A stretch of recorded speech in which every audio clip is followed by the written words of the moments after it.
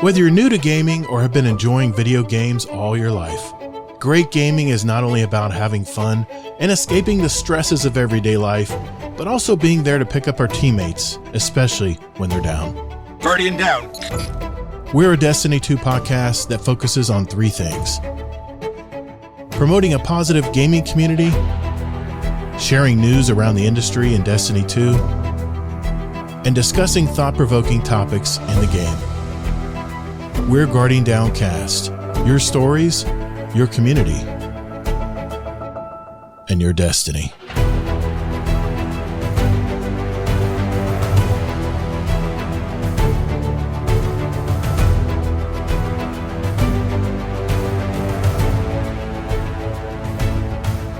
What's up, Guardian? Welcome to episode 329, Guardian Downcast. I'm your host, Todd the Gator. I'm a Day One Guardian who loves gaming and especially the Destiny franchise. We're the podcast that's all about your stories, your community, and your destiny. Those of you who may just discovered our podcast, we're a weekly gaming show with an emphasis on the Destiny franchise, and we talk about other things as well from time to time relating to gaming and our hobby. For those of you listening right now on the podcast platforms out there and want to check out our live shows, just go to Todd the Gator on YouTube and Twitch. That's TODDTHEGATR. And of course, our Discord community. That's discord.gg/Guardian Downcast. And you can join in our live stage channel every Thursday night, 9 p.m. And it's Eastern time, by the way. And also have the replays on my Twitch and YouTube if you want to watch it back if you're across the pond and sleeping right now. I totally get that. So we have the replays too if you want to see how things went about 24 hours earlier. I have my co-host from the great state of Utah, Mr. Kingsley Mack, with us again. How's it going, Mike? Hello, doing great. Glad to be here once again. Absolutely. Well, this week it is another co-hosted show. We have a lot to talk about this week. First, we'll briefly catch up on our week, see what we have to, what we've been up to this week. I do have one movie review to share. Boy, it's out there. We'll also give our thoughts on Bungie's new Renegades trailer. Next, Kingsley Mack are going to go over this week in Destiny and cover any of the pertinent major topics in Bungie's weekly blog. Then it's time for our topic of the week. Kingsley and I will discuss a brand new topic this week. I have a website I came across that was very interesting, and I want to share it with all you guys today. Then it's time we get questions from our community, and we actually have some good questions this week. I can't wait to look at those. So Kingsley, if you haven't looked at them yet, you might want to dip in there and check them out. Got some pretty insightful questions, Destiny related. So at the end of the show, we'll get into those. So we have to do our homework? Well, I mean, I always look and see what's popping up. Looking. You better at least start preparing an answer at least, or start thinking about it. So do you have answers for all of them yourself? I have pretty much. I pretty much do. We'll see. We'll see. I may push it to you while I think of an answer, but no, I've looked at them all over. I think they're some pretty good questions. Of course, if there's any questions in the chat, anybody wants to give us any feedback in the chat, you have thoughts on what we're talking about, feel free to jump in the chat and let us know, and we'll be sure to read it aloud on the show if it's applicable. So we appreciate you. Well, if everyone's ready, let's roll. Hey, thanks for listening to Guardian Downcast. There are several ways you can contact us. First, you can find us on X at Guardian Downcast. Or you can find us on our Instagram at Guardian Downcast and see what pics and reels Todd the Gator and his podcast guests want to share with you guys. We have a brand new website too. Just visit guardiandowncast.com, where you can find all of our contact info, leave us a voicemail, give our show a rating or review, search for any past episodes, or even give back to our community. Also, don't forget to sign up for future updates to the show, where we'll also have random drawings throughout the year, and you may win a gift card or even some GDC merch. And finally, you can send us an email at guardiandowncast@gmail.com. Our community thrives on interaction, so get involved and check us out. Well, Mr. Kingsley Mack, let's get into it, man. What have you been doing this last week? Anything you want to talk about, share that you've been doing in gaming or life or whatever's going on over there in Utah? Gaming is great. So many fun things that I'm doing, and it's not going to end anytime soon because I still have a couple other games I'm going to hop back into. But wow, great RPG game I've been getting into, the Outer Worlds 2. It's been so much fun, because it is a perfect mix for me. You know, you got like the crazy games like Baldur's Gate, which I tried. I mean, anyone who's had this discussion with me before, I absolutely am bored to death of IRL D&D because I don't like the theater of the mind and I'm just not creative enough to care about that shit. Yeah. But I figure in a video game, I'm going to like it more. Well, Baldur's Gate was even a little much for me. I may still get into it. But the thing about Ours World 2 is it's a good mix of action RPG that's really scratching the itch for me. And I don't even know how far I'm in it. I'm not even caring. I'm just vibing. I put many, many hours in so far. At best, I'm maybe like a third of the way through at worst. And when I say worst, because I don't want it to end, I'm maybe halfway through. Okay. So we'll see. We'll see, but enjoying it so much. And it's definitely programmed in a way where you can, even though it's a single player game, it's not a one and done by any means. Like you can go through and get such a different experience each time because there's so many different builds you can do. Like I'm focusing on hacking and engineering and speech. But then there's certain things you can or can't do if you don't have those skill sets. And of course, you can put more points in, but you could go through another playthrough and get like different dialogue and different ways of doing certain quests with specking out to different builds the next time. And again, like we were saying, I just love how you can just pick everything up and there's no weight or encumbrance or anything. And you have to deal with ammo a little bit more than other games, but it doesn't feel oppressive. Like, what you end up doing is you just buy or craft. You have two different options and they're very easy to do. You don't feel like you're limited on resources once you start playing for a little bit. You buy or craft stuff a bunch ahead of time so that when you're out exploring and in battles, you'll have enough. Now, if you start to run out of ammo, you can pick up a little bit here and there off of like dead bodies or in the world, but that will never be your main source. And you need to, if you really want a lot of ammo, you want to fast travel back to like a crafting bench or a vendor to buy some. And in some ways you think like, that seems weird because we're not used to stuff like that, but it's worked really well. I've never felt like oppressed in a way where like it hasn't been fun in certain fights. And I just got this ability now where I can see invisible things. I don't want to spoil stuff too much, but it's so fun popping that now because you're like, oh my gosh, the world has just gone twice as big because you realize it's part of the storyline in the second place you go, but you realize there was things back on the first planet too that I wasn't able to see or do because I didn't have that invisibility skill yet. Not where I turn invisible, but where I can see things in the invisible world. So you can like interact, pick up more things, see secret doors. I mean, the exploration's off the chart. It's been a lot of fun. I think people that have been playing it have generally enjoyed it also. So I highly, highly recommend people check out that game if they were just considering checking it out. I can give it a thumbs up so far. Yeah, I did go ahead and buy it. I think I got it on.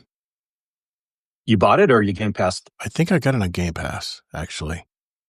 See, I got to figure out, I got to get the controller settings set up right because it wouldn't acknowledge my controller last time. I started up the main menu and I was doing all the initial stuff, like setting up the appearance and stuff with my player and all that, but I did that with my mouse. But yeah, I'll help you. There's no controller settings you need. All you need is just open an app and then that's it. And then the app basically turns your PlayStation controller into an Xbox controller. So that the game will recognize it. And then but there's no settings. You just open it and that's it. Okay. Yeah, you'll have to show me how to do that. Well, because I got frustrated and I just turned it off. But I was ready to play it that night. It looked really, I mean, the beginning screen it's really cool. It's like you're on a stage and there's like cutout. It's the art design is really, the art style is really cool in this game. I'm really going to dig it. See, I want to get in. I want to jump in and start shooting stuff and having fun with it. So it's on my list. Trust me. It's made by the same people, Obsidian, that made Avowed, and I really liked Avowed. And then also, of course, Fallout New Vegas. And I'm going to go back and play that game because I never played Fallout New Vegas. I started New Vegas, right? Not Old Vegas. Yeah. Yeah. And heard good things about that one. So I'm going to go back and play that afterwards. But I don't want this to end. There's a lot of good stuff there. And then one other small game update coming out. This kind of came out of nowhere. November 17th, I think there's a small DLC update for Assassin's Creed Mirage. And that'll be interesting too. I did see, unfortunately, GTA got delayed again. I heard that's what the delay to now? I thought I just heard it was coming out in November. Just today it got announced it got delayed again. Man. There was speculation again because I was in a chat the other night and people were saying, someone was talking about when it's coming out and they're like, no, actually, if you look, they removed that. It was going to be like March or right, something like that. I saw that on Twitter and I was like, what? But they removed that and they just said, they didn't say when it was coming out. And then today they announced another delay. No, brother. Whatever, man. Call of Duty's not going to be liking that because that's when they put their new game out. There'll be some competition for, I mean, that's probably the only game I could see giving Call of Duty a run for its money.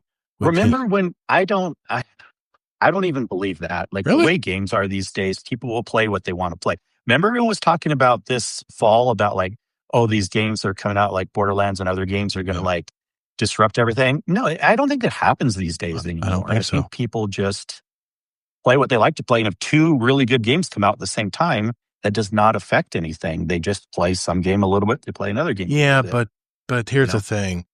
If Arc Raiders and Outer Worlds 2 and Battlefield 6 weren't out right now, I think Bungie's numbers would be much higher than they are now because there's a lot more distractions now.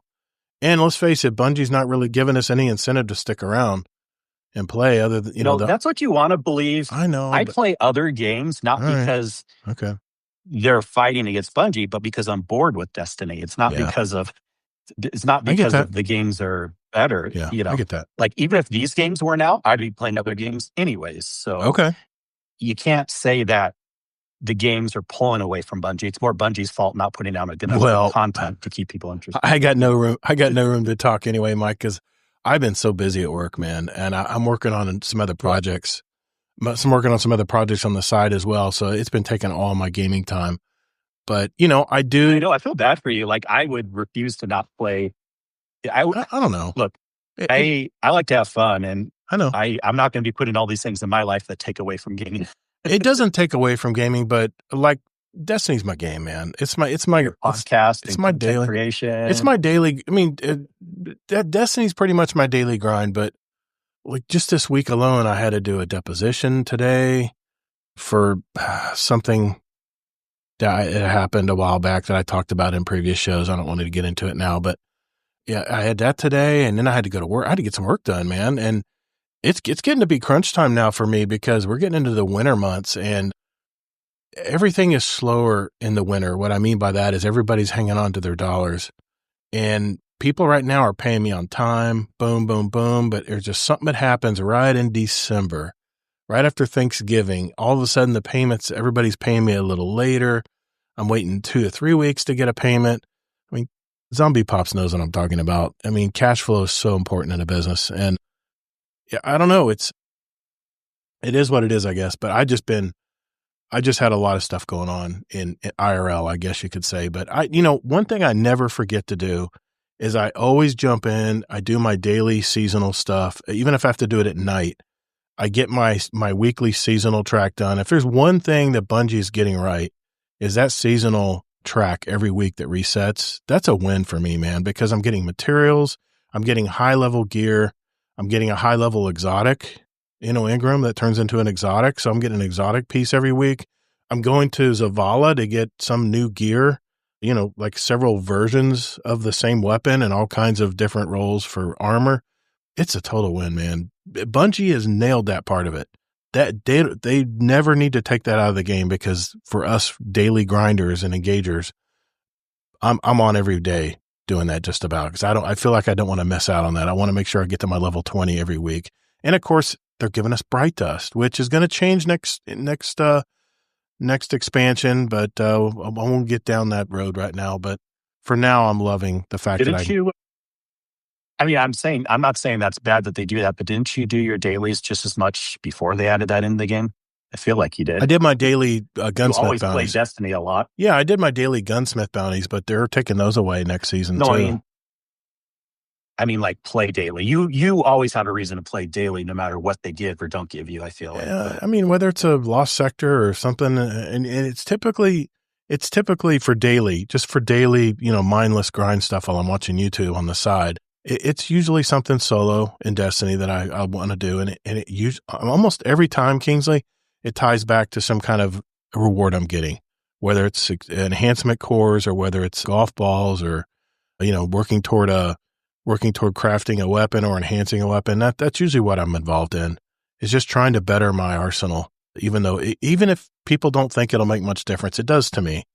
So that's what keeps me going. And right now, we're getting lots of good XP for all those, you can call them bounties or missions or whatever, for the dailies and the weeklies for the season.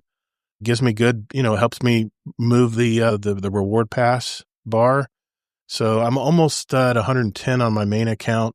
I'm about 85 on my 2 alt accounts, maybe 85 on one and like 75 on another.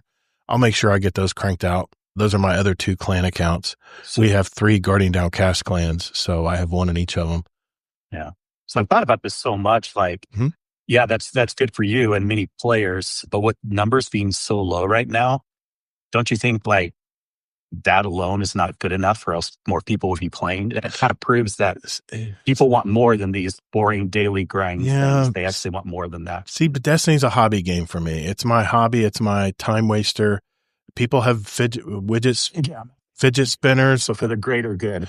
Oh, but that's the problem, man, is there's so many different types of gamers out there. I mean, we're going to talk about that because that was our question of the week this week, was based on gamer personalities or profiles. So we'll get into that later in the show. But no, I mean, gaming wise, that's all I've been doing. Entertainment wise, though, I got to use my soundbite here. Of course, no malware bites. We don't need to talk right now. I do have your computer in check. I do have a movie review.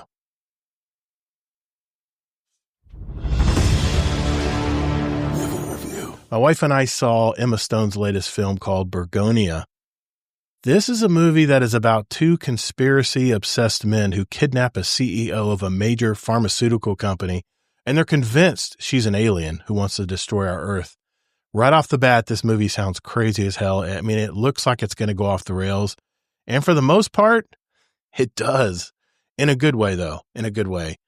Right off, yeah, I mean, I'll admit the movie kind of starts a little slow, establishing who does what. It takes a little longer to get started. That's the one thing I would say is bad about this movie, is a little bit of a snore fest, getting everybody established and what they're doing. Like showing how obsessed of a boss she is, and then showing another life of these 2 guys and how these two worlds collide. But I tell you what, man, it's as the movie continues, it really gets intriguing. I mean, that's all I'm going to say, because I don't want to ruin this movie, because it is. Let's just say by the ending, the whole theater audience was stunned. I mean, stunned. Not a word, not a peep from anybody. It's not for everybody, but it's a little off kilter. I mean, if you're like those little off kilter kind of movies, you'll like this. You'll like this movie. But I did like it. I like movies that challenge and do different things. Because I hate movies that are cookie cutter and have the same endings all the time. I like to be stunned every now and then, So I'm giving this one 3.5 stars. It's a solid, good movie. It'll leave you a little disheveled at the end, but overall, I thought it was a very entertaining movie, and I'm still thinking about it today, so it's worth a good score for me. So check that one out, especially if it comes out on like HBO Max or something. It's still at the theaters, but it probably won't be out there very long, because the movie's about to get crazy going into the holiday season, and we got a lot of movies we want to watch coming up. I also started season 4 of The Witcher, and so far I'm liking what I'm seeing. I saw the first 3 episodes. And I love the fact that Lawrence Fishburne is now involved in this series.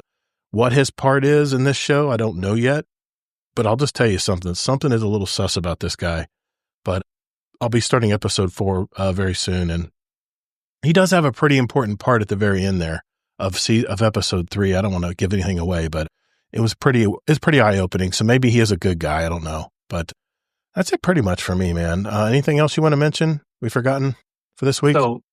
So I don't know anything about this movie, but on IMDb, I'm seeing like pictures, and Emma Stone with her shaved head. You know what she looks exactly like? Who? What's her name from Alien? Sigourney Weaver? That's a stretch. She looks a lot like her. Maybe. Sigourney Weaver has a lot more deeper face than Emma Stone has more of a kid. She has more of a kid face. But oh man, I'm telling you, man, younger back then too. Yeah, well, that's true too. I don't know. Let's put a side by side comparison together and see how it looks. But it was a crazy movie, man. I'll just tell you that. It's the ending just. I'm not giving away shit. So you guys can figure it out if you guys decide to want to watch it. But I enjoyed it quite a bit. I thought it was very entertaining. So I tell you what, man, let's get into since we talked about our week here. But before we get into our topic of the week. Let's go ahead and pull the Band-Aid off here and talk about what's going on with this week in Destiny. Be right back.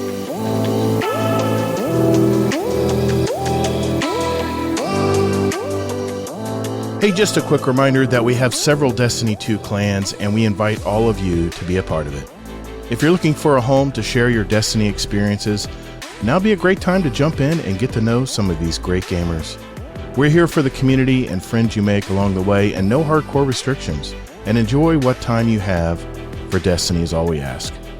So if you're looking for a clan out there, join our Discord. That's discord.gg/GuardianDownCast, and just reach out to a mod, and we'll open the door for you. So join us, and later, Guardian. All right, this week in Destiny for November 6, 2025. This week in Destiny, we're lacing up our boots, washing our armor, and cleaning our barrels as we prepare for the upcoming Lawless Frontier. Here's the rundown. First, we're going to talk about calling all to arms. Next week, or tomorrow, if you're listening to this audio version on Monday, Devram K on the EDZ he's a gentleman of well-defined taste. Comes to the tower for the first time on a mission, rallying Guardians to obtain the best gear and build up their power. During the Call to Arms event, you'll be able to attune event weapons to obtain that role that you've been seeking, with a chance to receive their holofoil variants. Claim daily powerful gear from different activities and receive new Lawless vouchers, formerly cutting-edge procurements, containing a random assortment of new Season 28 gear and other items. Here, you know what? Let's do this real quick. Let's go ahead and let's do that. That makes things a little easier. There we go. There's going to be some Twitch drops during the event. 2 exclusive Twitch drops will be available to earn. Receive a legendary Call to Arms themed shader for watching any Destiny 2 streamer for at least 30 minutes. And receive an exotic ghost shell for gifting a sub to another streamer, to your favorite streamer. I like that. That's pretty cool. Doesn't show them, by the way, but just make sure you link your Bungie account to your Twitch to make sure you get the drops. You can then unlock them by logging on to Bungie net.net account and going over the partner rewards section of the code redemption area. The Renegades weapons and gear trailer, and this was I think it was about a minute long. I wanted to watch this real quick. I've got it pulled up here. We can watch it real quick and we'll just go over it here. Welcome, renegades. I have another bounty for you. But I don't pay for mercy.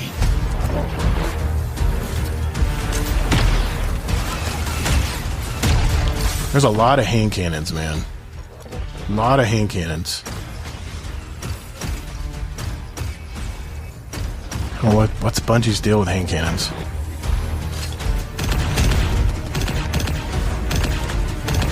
But they, of course, got my pulse rifle.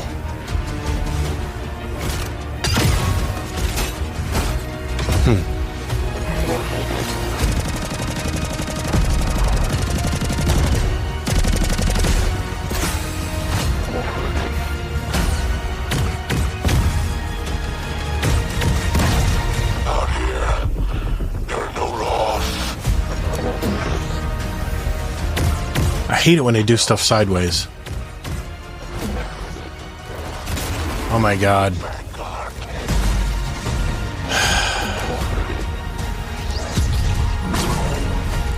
Titans are going to have a backpack.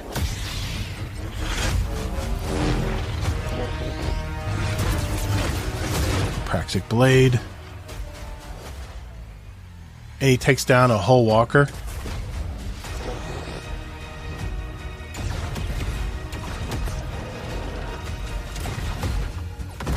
Welcome to the frontier, renegade. Okay.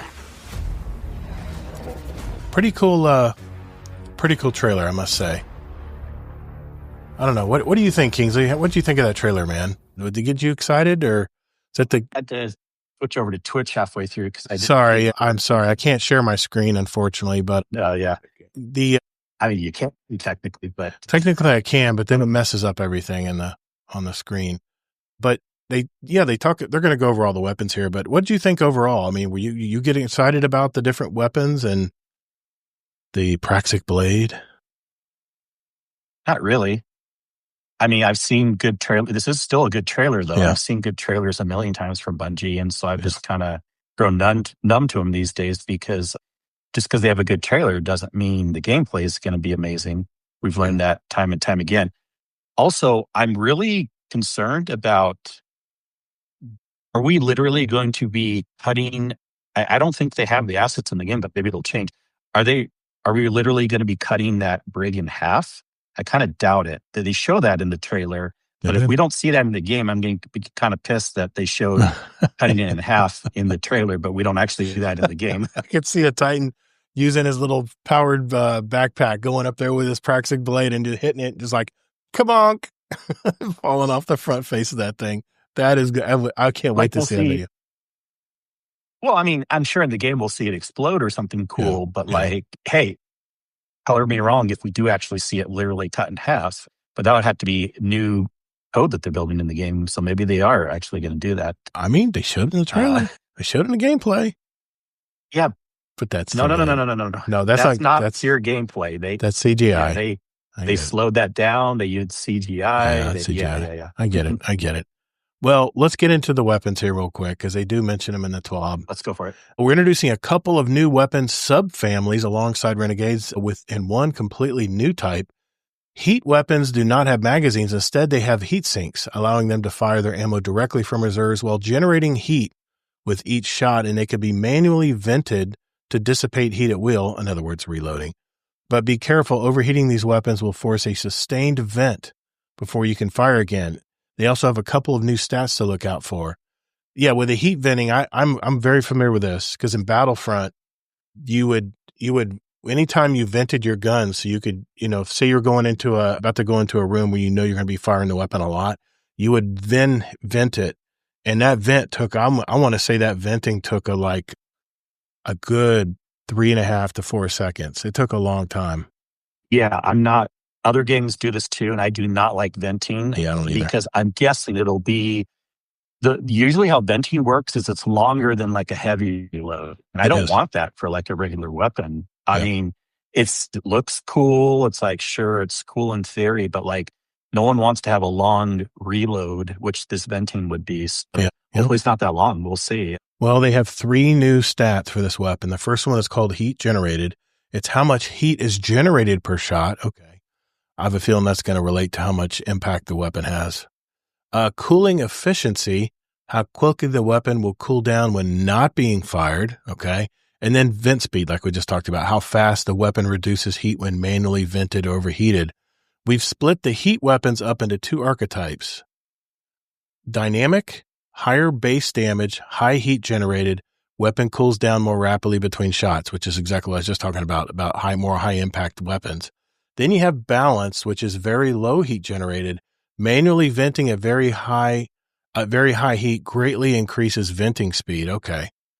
In addition to the above benefits, primary ammo heat weapons have an intrinsic effect of dealing bonus damage to powerful combatants.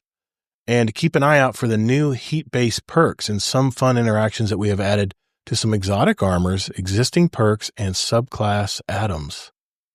So we have the modified B7 pistol. It's a hand cannon stasis dynamic heat weapon. All or nothing pulse rifle strand dynamic heat weapon. The M17 fast talker. It's a submachine gun stasis balanced heat weapon. Compact defender sidearm void dynamic heat weapon. Uncivil discourse special ammo hand cannon arc dynamic heat weapon. Refurbished A499. This is a heavy ammo sniper rifle. It's kinetic heavy. Okay. Disruption weapon fires a single heavy hitting round disintegrates targets on impact. I can't wait to try that. I love sniping. I just hate snipers that don't one-shot kill stuff. Praxic Blade is a special ammo sword, kinetic, exotic. That's more related to the Ergo Sum, I'm guessing. Ergo Sum sword. Same slot, in other words. And then you have the Heirloom, a special ammo crossbow solar exotic. So there you go. There's the all the weapons, Kingsley. Anything stand out right there that you want to talk about? Well, just on a higher level, I know why they did this, because again, with the Lucasfilm collaboration, this was all how it worked in Star Wars Outlaws also. Yeah. The blasters had heat venting stuff. And again, I don't absolutely love it. Now, there was some blasters that were quicker to dissipate. And of course, they're telling us this here too. The best ones will be quicker versus the dynamic ones. But they still tend to generally be longer than a reload on average. They are. So I don't know what the benefit is here, unless they're going to be that much more powerful. But remember, we already have super powerful weapons like in retrograde. Yeah. So I don't know that this Praxic Blade will get me to swap out Mint Retrograde. We will see. Yeah. But I think it's cool that they're trying. But obviously, the reason why they're trying this is probably because I feel like, again, with that bounty system, we don't mean like Destiny bounties, but the bounties that are coming with Renegade, with the factions, and then with these weapons.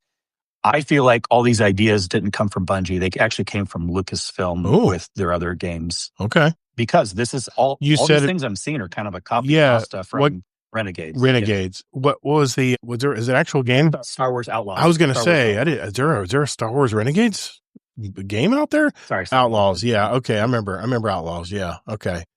I don't know. I mean, these are Destiny guns, but I mean like the idea of venting, I'm not saying it's going to be bad. I'm a little concerned is all I'm saying. And obviously the idea came from Lucasfilm. I got you, man. I got you. Yeah. It did, of course, obviously the all or nothing pulse rifle, that just looks like a lot of fun. I mean, it sounds really good. So I'm all for that kind of stuff if that's the case. The others, I'm really not a fan of submachine guns right now. I don't know. There's auto rifles are just a better option to me. Hand cannons, you know how I feel about your tide is so good. Your tide is really good compared to a lot of auto rifles. Yeah. I mean, there's some good auto rifles out there right now. That is for sure. I tell you what, though, more so than the Praxic Blade, I'm really looking forward to this heavy ammo sniper rifle, the refurbished A499. This, you know what it looked like to me when I saw it in the video? It looks like what is it called? The Wonder Waffle that we used in Zombies. It has that very open flare look, almost like a one of those pirate guns. I can't remember what the term is for it, but it looked like it. I'd have to see. I don't know. Yeah, it reminded me of the Wonder Waffle. I think it's called the Wonder Waff, but we called it the Wonder Waffle. But it reminds me of that gun. So those are two weapons right there that I'm definitely going to try to get right away. And as the Dr. 3314 said, we're getting Chewie's crossbow with the Heirloom, the special ammo crossbow. So yeah, I've tried the crossbows that I've gotten, mainly heavy ones. And I like that I can go run after and get the bolt, so I don't have to worry about ever running out of ammo. But man, there's just a lot of faster ways to kill stuff. I know they hit hard, but I have not been a fan of the crossbow. It just takes too long to fire it. It takes too long to load it.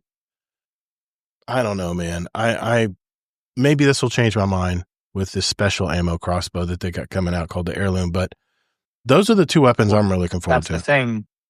When we have so many weapons in the game, I know nothing stands out unless it beats everything we've gotten previously, right? So it's like, that's the problem when you have too many weapons in a game. They bring out new stuff and it's like, unless it's like better than everything else we've ever gotten. Yeah, but another thing too is because we don't have to worry about ammo, maybe this is the way to go to get people to try new weapons and not stick to their old ones that they've been using. But I'm just not a fan of crossbows. I even in other games I've tried them. I think they had a crossbow in Battlefield even at one point. I was like, this thing's a joke. It takes way too long. By the time I load the damn thing back, I mean, what is this, the 1800s? I mean, come on. Anyway, Those are the two weapons that we still have to worry about ammo, don't we? They just don't have a ammo meter. They have a and there's a perk on them. There's a perk on. Hold on, I'll just pull it up here real quick. There's a perk on one of mine where it actually. They don't have magazines. They just have. Yeah, they don't have magazines, but there's a perk on it where it. You still have to pick up ammo. Yeah, you have to go pick it up, especially. But there's a perk on it where you actually can bolt scavenger. It makes the bolt last longer, where it doesn't disappear automatically. So there's a timer when you hit one of those bolts. I think it is. What's it called here? Oh, I see. You're saying for the crossbow, you don't have to worry about ammo. Yeah, I mean that thing is not as practical. Here's the thing: we've been raiding every week, and I've been testing that heavy crossbow from the raid for a long time because I heard some good things about it, but it was mostly it was bugged for a few weeks, and I finally switched away from it because I just wasn't getting the DPS I wanted. And then Todd's all surprised now that I'm doing more DPS than him all of a sudden now. But I know why. I was trying that weapon for many weeks, and DPS is one thing. You're not going to be picking up the bolts, but even when I would try it a little bit on ads, it's kind of novel that you can pick up the ammo, but that's not always a practical thing to do because you may not want to run to that area because the flow where ads are coming out here, then there. And if I have to run over there to pick up a bolt, it's just pointless to me most of the time. It very rarely works out perfectly where I'm picking up all the bolts. Yeah, I don't want to. So it's cool in theory, but that heavy crossbow, I don't really. It gets real old fast when you got to go. Oh, where's the bolt again? And you see a little heavy ammo symbol. And you're like, oh, there it is. Oh, let me run through these enemies and try not to get killed. The doctor was saying in the chat, I don't think you'll be able to pick up the bolts for the air. I could see that being special ammo too. Maybe it doesn't. I don't know. Maybe it fires faster. Yeah. Maybe you'll have a quill of arrows in your back, on your shoulder or something when you use it. I don't know. I don't know how it starts, but anyway, but those are the weapons. Let's talk about the armor. There's 3 pieces of armor coming out. The first one is for the hunters called Fortune's Favor. After landing a final blow while at full health or when out of combat for an extended duration, your shields are recharged into an overshield. When you have an overshield, your weapons gain increased accuracy, stability, handling, and damage against combatants. And final blows will grant a short period of increased mobility once overshield is depleted. Don't hunters already got 10 mobility as it is? Why do they need more mobility?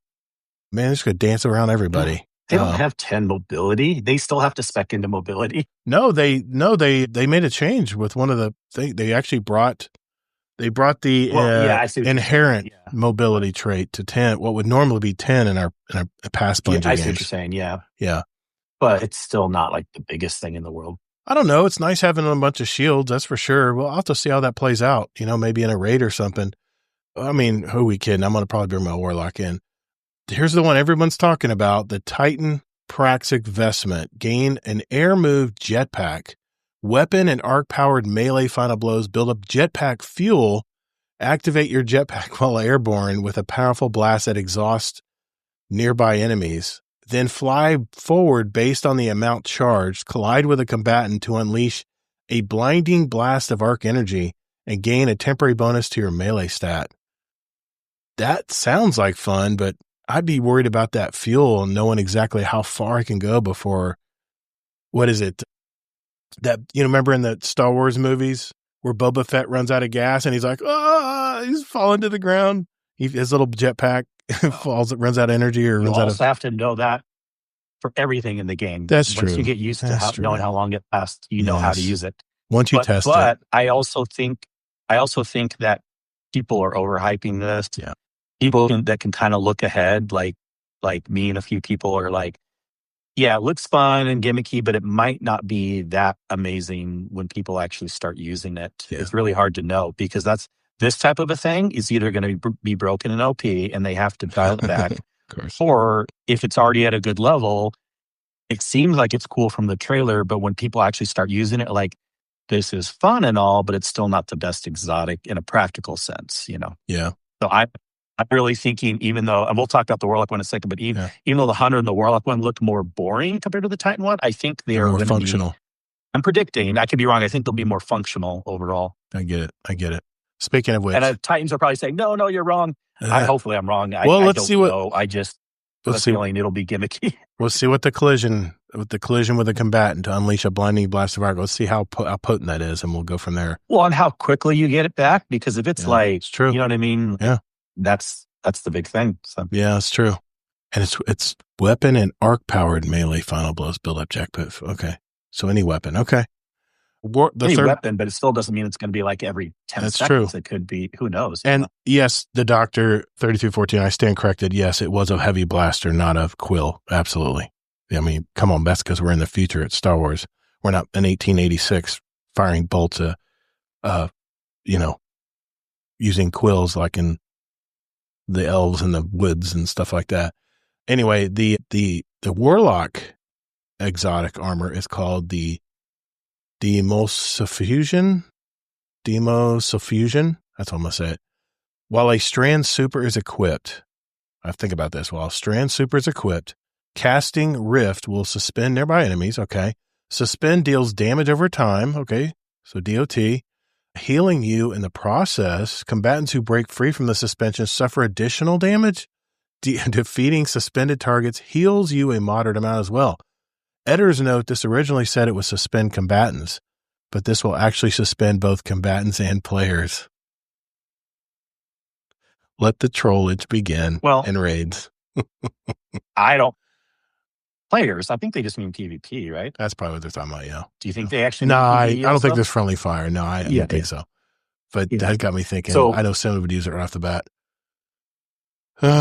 When they first told us about this too, I was kind of like, but I've grown to like this idea more and more. I think this will be an excellent, potentially, neutral game exotic, especially when I read the additional detail about defeating the targets heals you a moderate amount, not a small amount. Yeah. And so this could be huge, actually. You can make any weapon. So many things. When you initially do it, it suspends nearby enemies. It adds damage to them, healing you in the process. Plus, when you kill them, you get even more heal. Like, it's just all sounds pretty interesting. I don't know if I can use this on Prismatic. This will be more fun. You can, as long as you do a Strand Super. Yeah. Okay, good. This may be fun, man. So it's you know what will it do if you don't have a Strand Super? If you don't put two and two together, probably just won't work. Pointless. Probably just won't work. Probably won't work at all. Yeah. Here's the thing, though, Kinsley. Here's what people don't realize is you're going to turn every weapon in the game into a Crimson that gives you health back or a Red Death. You're basically you're creating only when you have the ability. Well, yeah, that's true. Not the whole time. Okay. All right. Well, yeah. But you have to. That is only the suspended guys. Yeah. It's not everyone on the whole field. It's only the guys. That makes sense. No, typically they'll be the ones in front of you. I still think it's good, but it's not as good as you made it out to be. Will suspend nearby enemies. Okay. So you throw the rift down, you start shooting. Okay. And it does DOT. Well, that's pretty cool. You don't even have to, I think, use weapons. Any enemy that dies while they were in that suspension, right? Once they die, that heals you. Okay. Pretty cool. Yeah. That's pretty cool. Yep. I think it sounds actually kind of good. I don't know like if we'll see, but it has potential for sure. I mean, yeah, the landing a final blow at full health or out of combat extended duration, your shields will recharge into an overshield. That is pretty powerful for hunters. That's going to be fun too. I know all the Titans are going to jump on that Praxic vestment. That's for sure. What I'm saying. Like, I feel like the Titan situation will be like, hey, yeah, look at us Titans. And then guardian down. But then us Warlocks and Hunters are seen a little more boring. Right. But they will be very practical, very, very useful. Tajo says, or you keep Getaway with Devour or Cure Fragment and get health back from far away kills, jolting targets and using your weapons and other stuff. Well, man, I'm telling you, Tajo, I am loving I'm loving my Getaway Artist right now. That's all I use on my main account. So, and I tell you what I'm using on my other accounts that don't have Prismatic, and I know, shame on me, I haven't had time to go get that stuff yet, is the Axiom bolts. Being that they have an extra explosive charge now, I'm owning things with just using like Controverse holds with an Axiom bolt. I'm throwing that out there, and I have like Wanderers for days. And by the time they're done wandering around and blowing and killing stuff, I've already got my grenade back. It's pretty fantastic, man. Hunter is greater than Warlock is greater than Titan. Okay, that's your opinion, but we'll see. I'm always going to lean toward You meant that for these exotics, not in general. Oh, okay. Yeah. Okay. Yeah. So Taj, you're saying if that I had to guess, the Titan is going to be the gimmicky I would say that too. Okay. Well, yeah, that's what I was saying too. It's always good to have an overshield. Like, that's like an extra damage you can take. Doesn't mean the Titan one's going to be bad. We just, for initial impressions, yeah. If you try to just get past this is cool, I think, that has potential. Like what Taj was saying, the Hunter one will be the most effective. Than Warlock and Titan. It's going to depend on two things with the Titan. How quickly is the jetpack fuel built up with weapons and arc-powered melees, which you only get one arc-powered melee unless you have another exotic, which you can't use. And also how much that collision with a combatant is going to do damage. If it's like a Superman, Titan slam, then that might be worth it. We'll have to see. Yeah, being airborne is dangerous without DR. Exactly. Well, we'll have to see.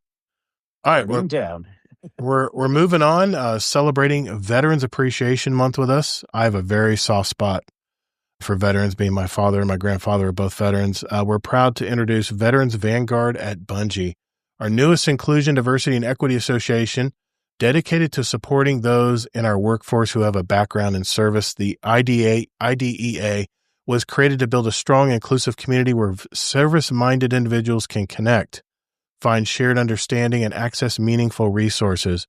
Whether someone is transitioning into a civilian role, looking to grow their career, or seeking camaraderie with others who share similar experiences, this IDEA exists to support them along the way. It's exactly why I'm wearing my Bungie Foundation t-shirt tonight. Pin and emblem. Order the new Be Courageous collectible pin and receive an accompanying code for the Tribute to Bravery emblem. With each purchase, $7 will be donated to the Bungie Foundation to support Gold Star gamers and Stack Up. And you guys know I've done a with Sweaty Spooks. I've actually done a charity stream for Stack Up. I'm a big believer in that charity is fantastic to our veterans out there and our actual enlisted. So emblem, you donate $10 through the Bungie Foundation campaign by November 30th and receive the new Tribute to Bravery emblem. All net proceeds support Gold Star gamers and Stack Up. Man, I tell you, this is the one time you definitely want to, oh man, what an emblem. Yeah, this is definitely the one time you want to definitely support the Bungie Foundation because this is such a great cause. Not saying the other causes aren't great as well, but like I said, it hits my heart, man. I bleed red, white, and blue for our veterans. I really do. Anyway, so get that. Cosplay Cosmodrome returns. During Back to the Final Shape, we saw some incredible creative cosplayers stun us with their different cosplays, from Micah 10 to The Witness. Well, Cosplay Cosmodrome is back for Renegades, and we have cosplayers from all around the globe ready to represent. See more in our Cosplay Cosmodrome article, which includes introductions to all of our wonderful cosplayers. Give them some love. It's the last week of Festival of the Lost. Make sure you turn in and make sure you turn in your candy. I'm collecting all my candy, and I'm going to just go to Eva and just dump it. I'm going to get Ingram after Ingram after Ingram after Ingram until I'm out of candy. And I've got a big stack of candy I'm going to be bringing in there. So Deadpool 1 Merc. Don't forget the Marine Corps, buddy, is Monday and Veterans Day is on Tuesday. Oh, believe me, it's my father's birthday. My father's birthday is on Veterans Day. We're celebrating his 80th birthday this weekend, by the way. I cannot wait. Yeah, 250 years. That's right, zombie. That's the anniversary, isn't it? Yeah, that's weird. That cosplay. I see what you're saying there.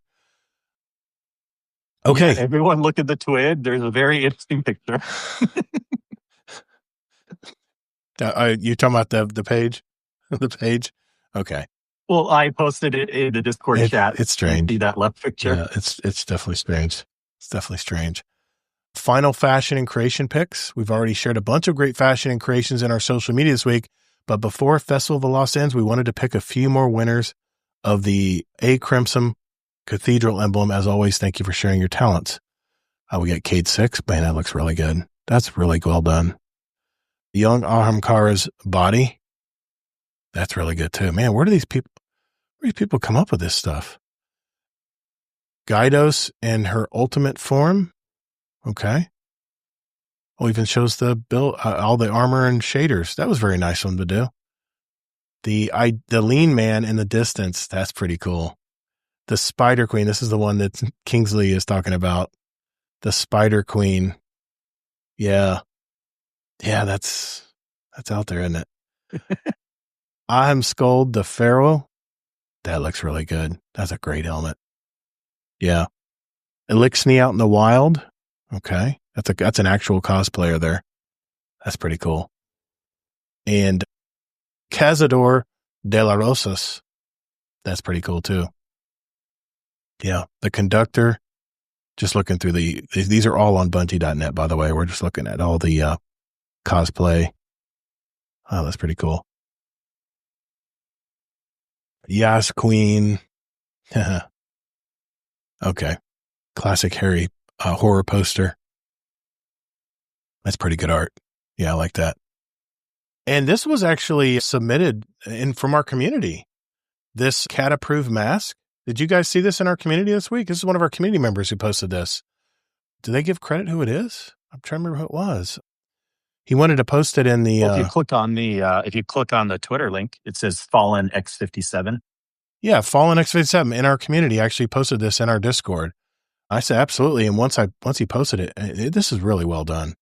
And how did you get your cat to get in that mask? That is amazing, man.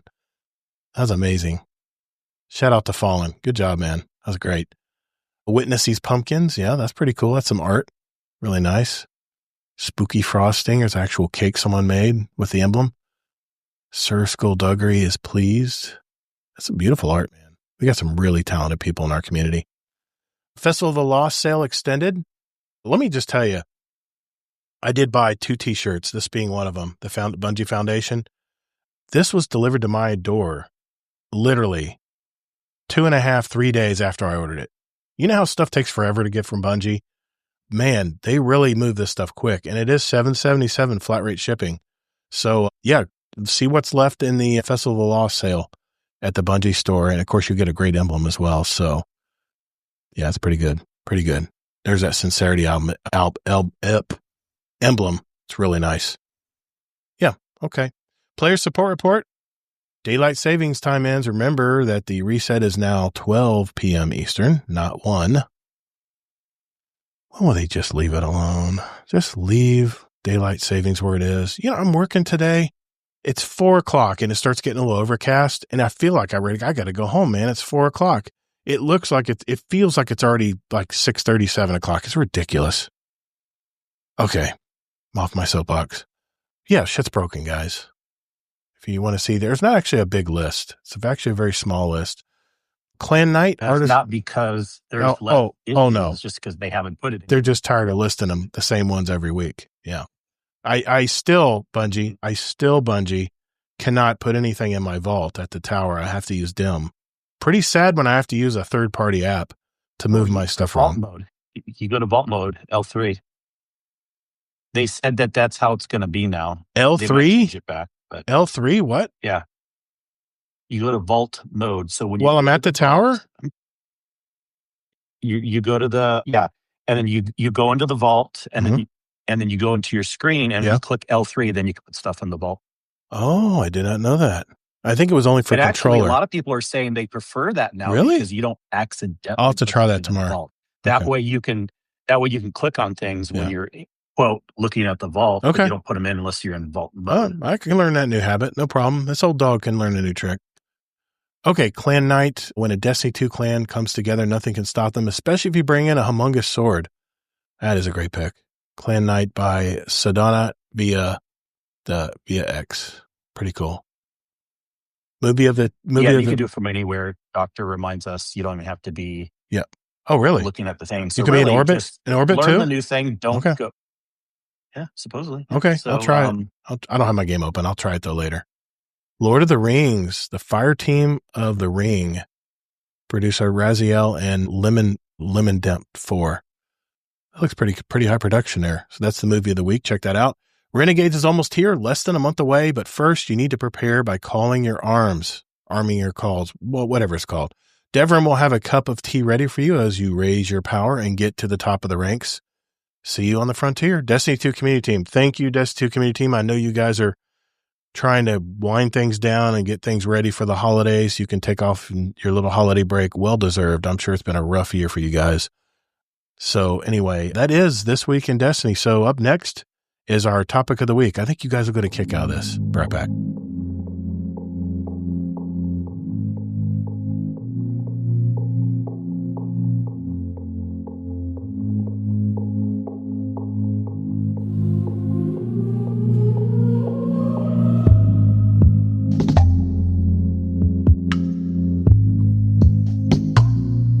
Hey, this is Admiral Nips from Potato Thumbs Podcast. You are listening to Guardian Downcast with two of the most beautiful people in the whole wide world. Like what you like and don't apologize.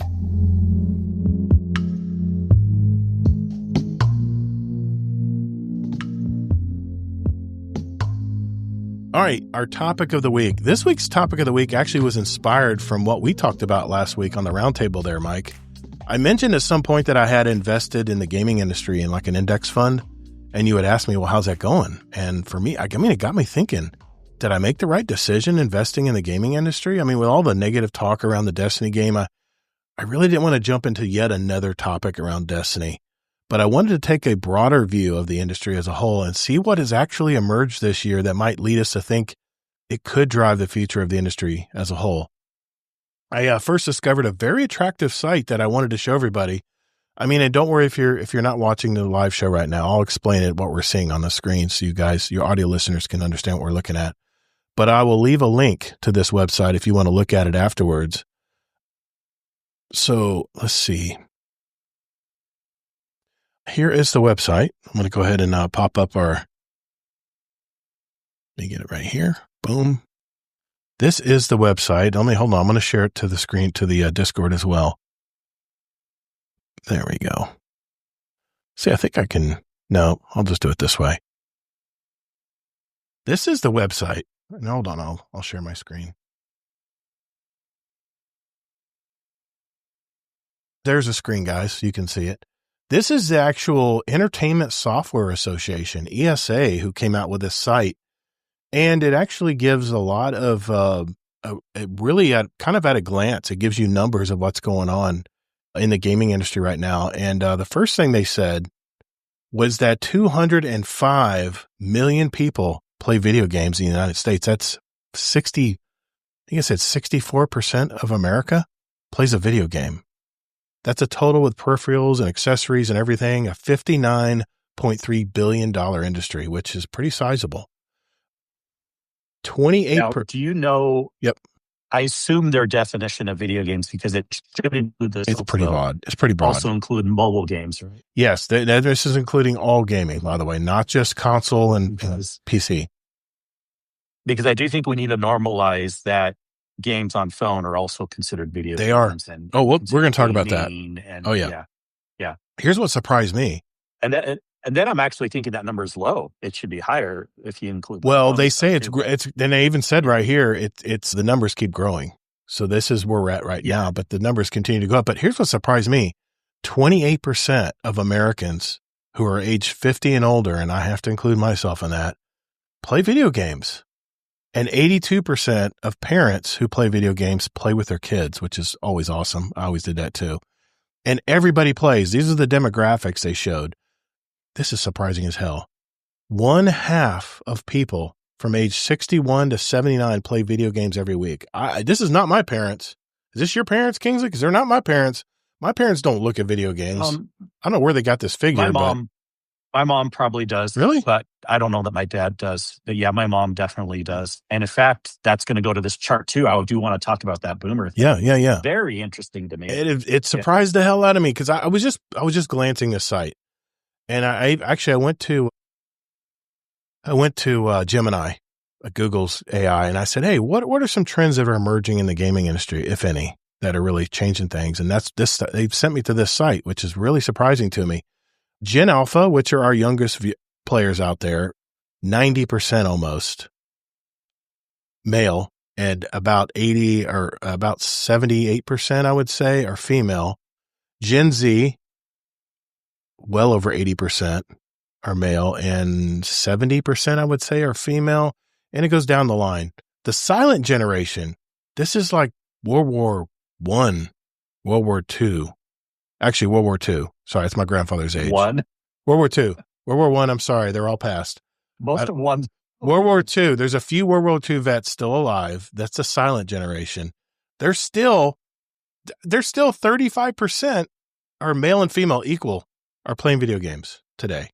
And boomers, and here's what's surprising about boomers, and no, I'm not a boomer. I'm a Gen Xer. Boomers, there's more females, 50%, playing video games than men. And male boomers, it's about 45%, 45%. And it's like 55% for women. That was surprising to me. Yeah, that's odd. Very odd. I wish there was some analytics if they think they know why.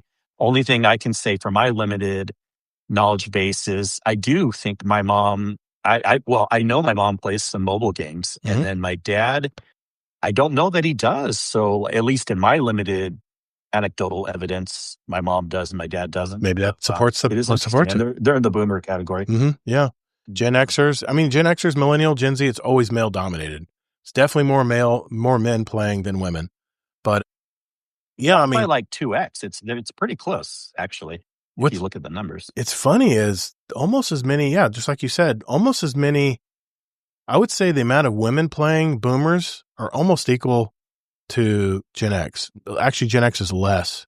There's more of a discrepancy between men and women in Gen X than there is in the boomer of category. And yeah, like 58% or something around is male.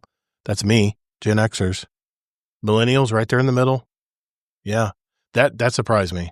The 50% of people aged 61 to 79 play video games every week. That's amazing. That's not my parents. Anyway, we'll keep moving. There's a lot of info on this site, guys. We're just getting started. 36, it's gone up a year, is the average age of players that play video games. The gender percentages, it's very much almost equal now. Just a slight advantage for males, or actually no answer, was a little small percentage, but player gender percentage, I'd say it's like 40, 48, 52, female to male. So it's definitely getting more equal between men and women at play. LGBTQ identification as players as a percentage, yes. I'd say probably eighth say yes. All the remainder say no. And then there's, of course, a small subset that don't answer that. Why we play: health, learning, and connection. Games are more than fun. They support our emotional well-being, spark creativity, and bring people together. Motivations for playing video games: 60% to pass the time or relax, 62% to have fun, and 35% to keep my mind sharp. And if you've listened to anything I've talked about in the past coming about my reason I play video games, is my eye-hand coordination, because I have very good eye-hand coordination when I play baseball, and I didn't want to lose that. And playing first-person shooter games really help with eye-hand coordination, especially if you're sniping and you're trying to make sure a dot hits the head of a player. It takes a lot of skill to do that. That's very, very good stuff for your brain.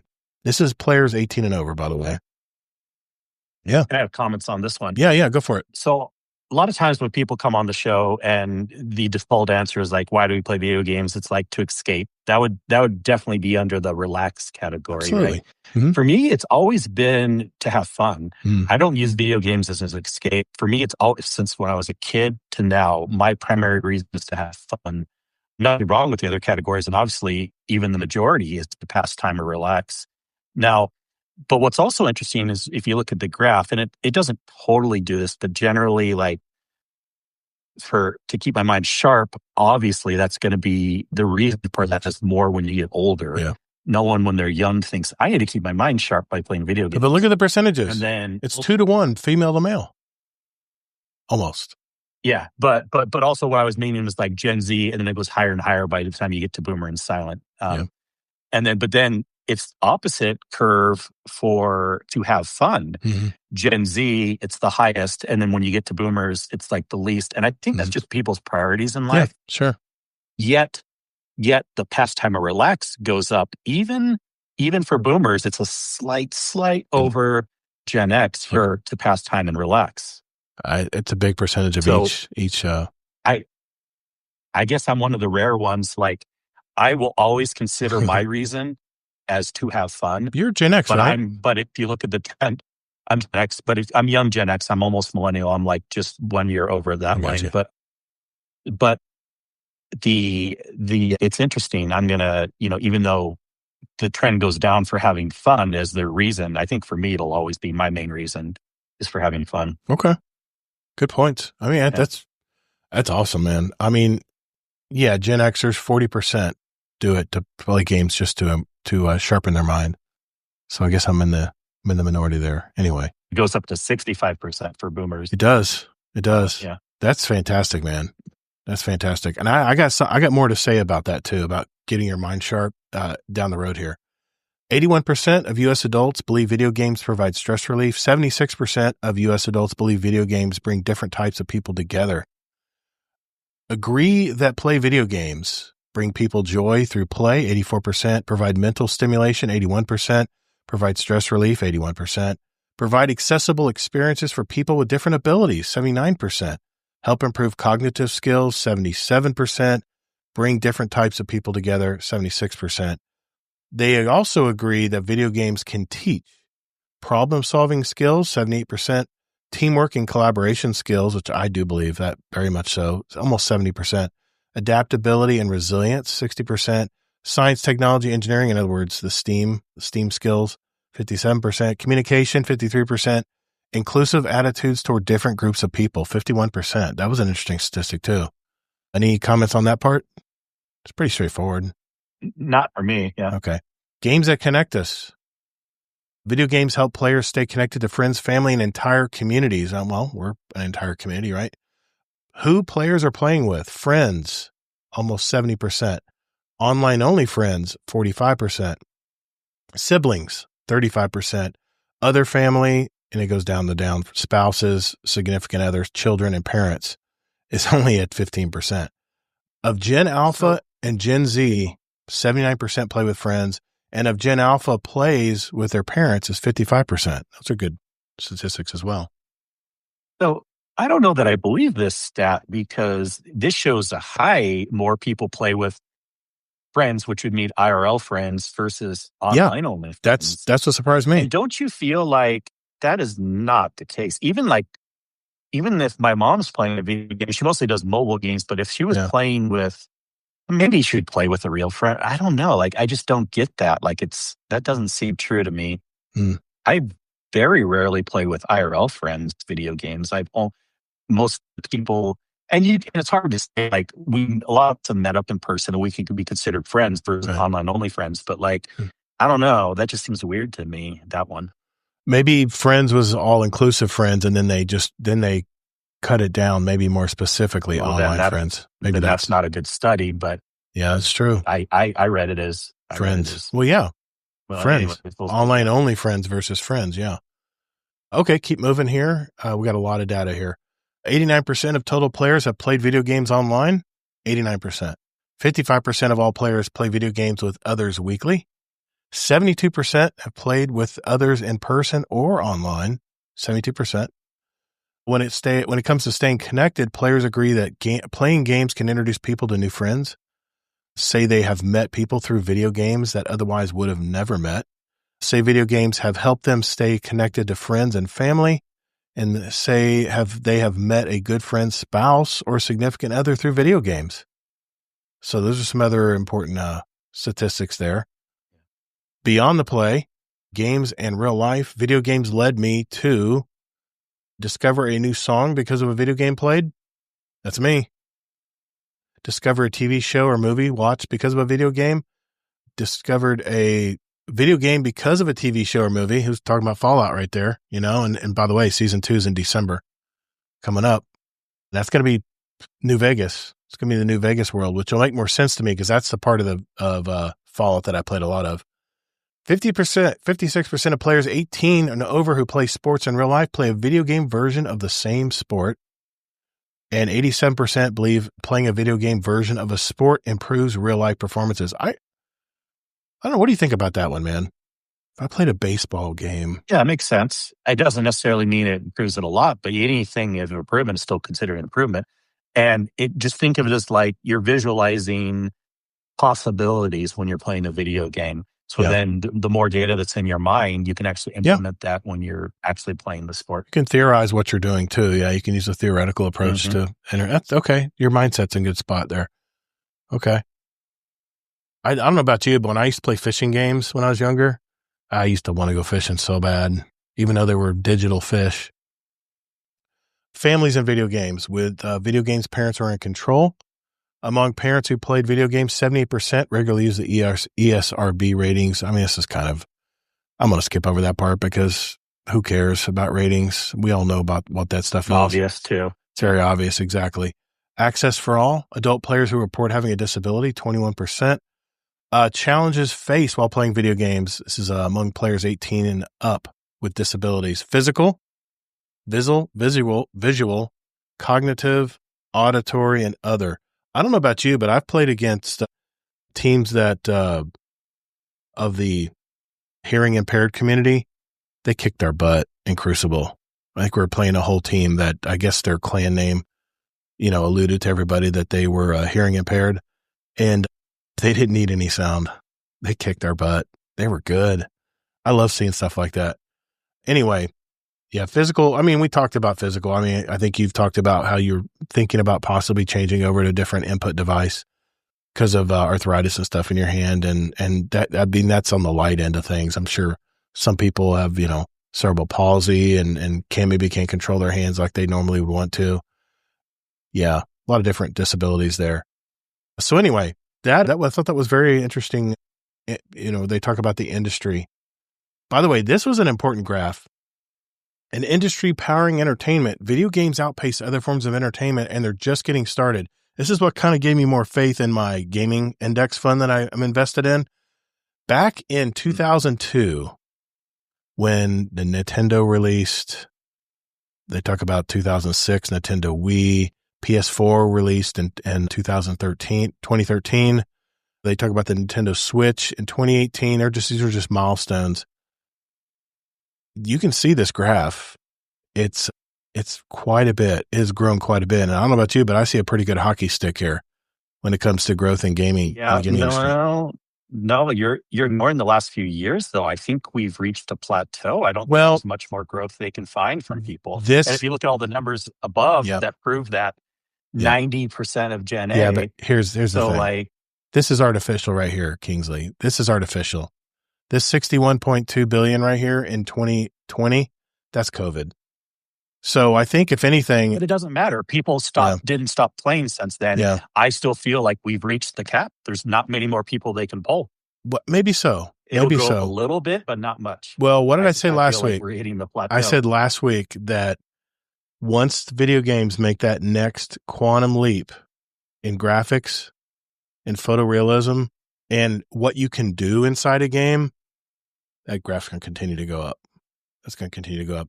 I would not be surprised. Well, how much? If they had 90% of the people playing. I think these are 2024 statistics here.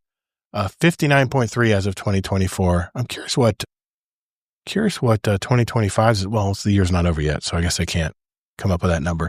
I believe even Xbox and PlayStation were saying things like their subscription services aren't growing much anymore because they've reached the caps. Like you can't find many more new people out there. Well, we've talked about already playing video games. We've talked about that too, where there's less players overall, but players are more engaged and they're playing longer hours. So it kind of equals out a little bit. I don't know. I'd be curious to see where that next quantum leap in graphics and processing power and maybe AI gets involved in this as well. The doctor says the best way for that graph to increase is turning 3D world countries into first world countries. Oh, third world, not 3D world. Sorry. Third world. Third world. So that still kind of improves my point. Like in the US, we've pretty much hit a limit. There's still a little bit of people they can find, but there's still people out there, but I don't know if it's going to grow that much anymore. We probably already know this, but these are the top. Everyone's playing. These are the top grossing games. Call of Duty's in there, NBA 2K25, Helldivers 2, Madden games, of course, EA Sports, Elden Ring was number 9. Mobile games, Monopoly Go was number 1. Jackpot Party, casino slots. I love the Jackbox games, not Jackpot. Jackbox games. Our family plays those all the time on our mobile devices. But anyway, yeah, we already kind of knew that. You know where the growth is you need to find something that'll get more of the boomer and silent generation to play. That's where the growth will be, because I feel like if they've already made up their mind, they're not playing yet. There needs to be something really, really cool that comes out that they will change their mind. Right. What could you do to change your parents' mind is what I'm saying, so that they would actually start playing. I think it would be games. ease of play, ease of understanding, and obviously photorealism. I think that would really get them. The graphics would probably get them to bite. I mean, a lot of people who don't play a lot of video games, some people really aren't into like cartoons and stuff. And let's face it, a lot of video games are still pretty cartoonish, but they're getting close. I mean, like look at Destiny 2. The phone games and they're cartoonish. Yeah. Well, look at Destiny 2. I mean, you can see the patina on the guns. You can see the scratches. I mean, details like that you would never. Because you like that doesn't mean everyone likes Candy I like Crush the realism into those games. I like the realism. I mean, I'm not saying that's untrue either, but try to think not just what you like. Try to think what the general public would like. Well, let's look at another game that just came out. Arc Raiders. Look how realistic those worlds are. People are really digging that game, man. And it's beautiful worlds. And I think they're coming out with not going to older players, that's for sure. Well, no, older players. No, that's well. I mean, yeah, I still think they need to have a PvE version, but I guess a lot of people don't agree with me on that. They want to keep the PvP alive in that game. But anyway, well, here's another article I came across. This is from Dulcedo. Gaming trends to watch in 2025. The future of gaming is here. And these are some of the trends that they came up with. This is a very short article. The golden age of game remakes. Nostalgia continues to be the driving force in 2025. Expect to see more iconic classics remade with modern graphics, improved mechanics, and expanded storylines. Franchises like Silent Hill, Metal Gear Solid, The Legend of Zelda are rumored to be making epic returns. These remakes don't just play on nostalgia, they introduce beloved games to new generations while honoring the originals. What do you think? You think that's remasters? I feel like we've had remakes and remasters ever since I thought the early 2000s. I mean, maybe it's a little bit more these days compared to back then. I'm not saying that this isn't happening. I just keep in mind the gaming generations are getting older, so they're feeling the love for those old games. Anyway, another thing they said. I wasn't even saying if I think it's a bad idea or not. I just wonder if no that one got me curious. They said AI leveling up gameplay. Expect smarter NPCs that react in real time to player choices, storylines that evolve dynamically. I thought of you when they talked about this, and procedurally generated worlds that feel endlessly fresh. Games will become more personalized, with AI tailoring difficulty levels, in-game events, and even character interactions to suit individual play styles. This leap in technology will blur the line between player and game, making worlds feel truly alive. What do you think about this?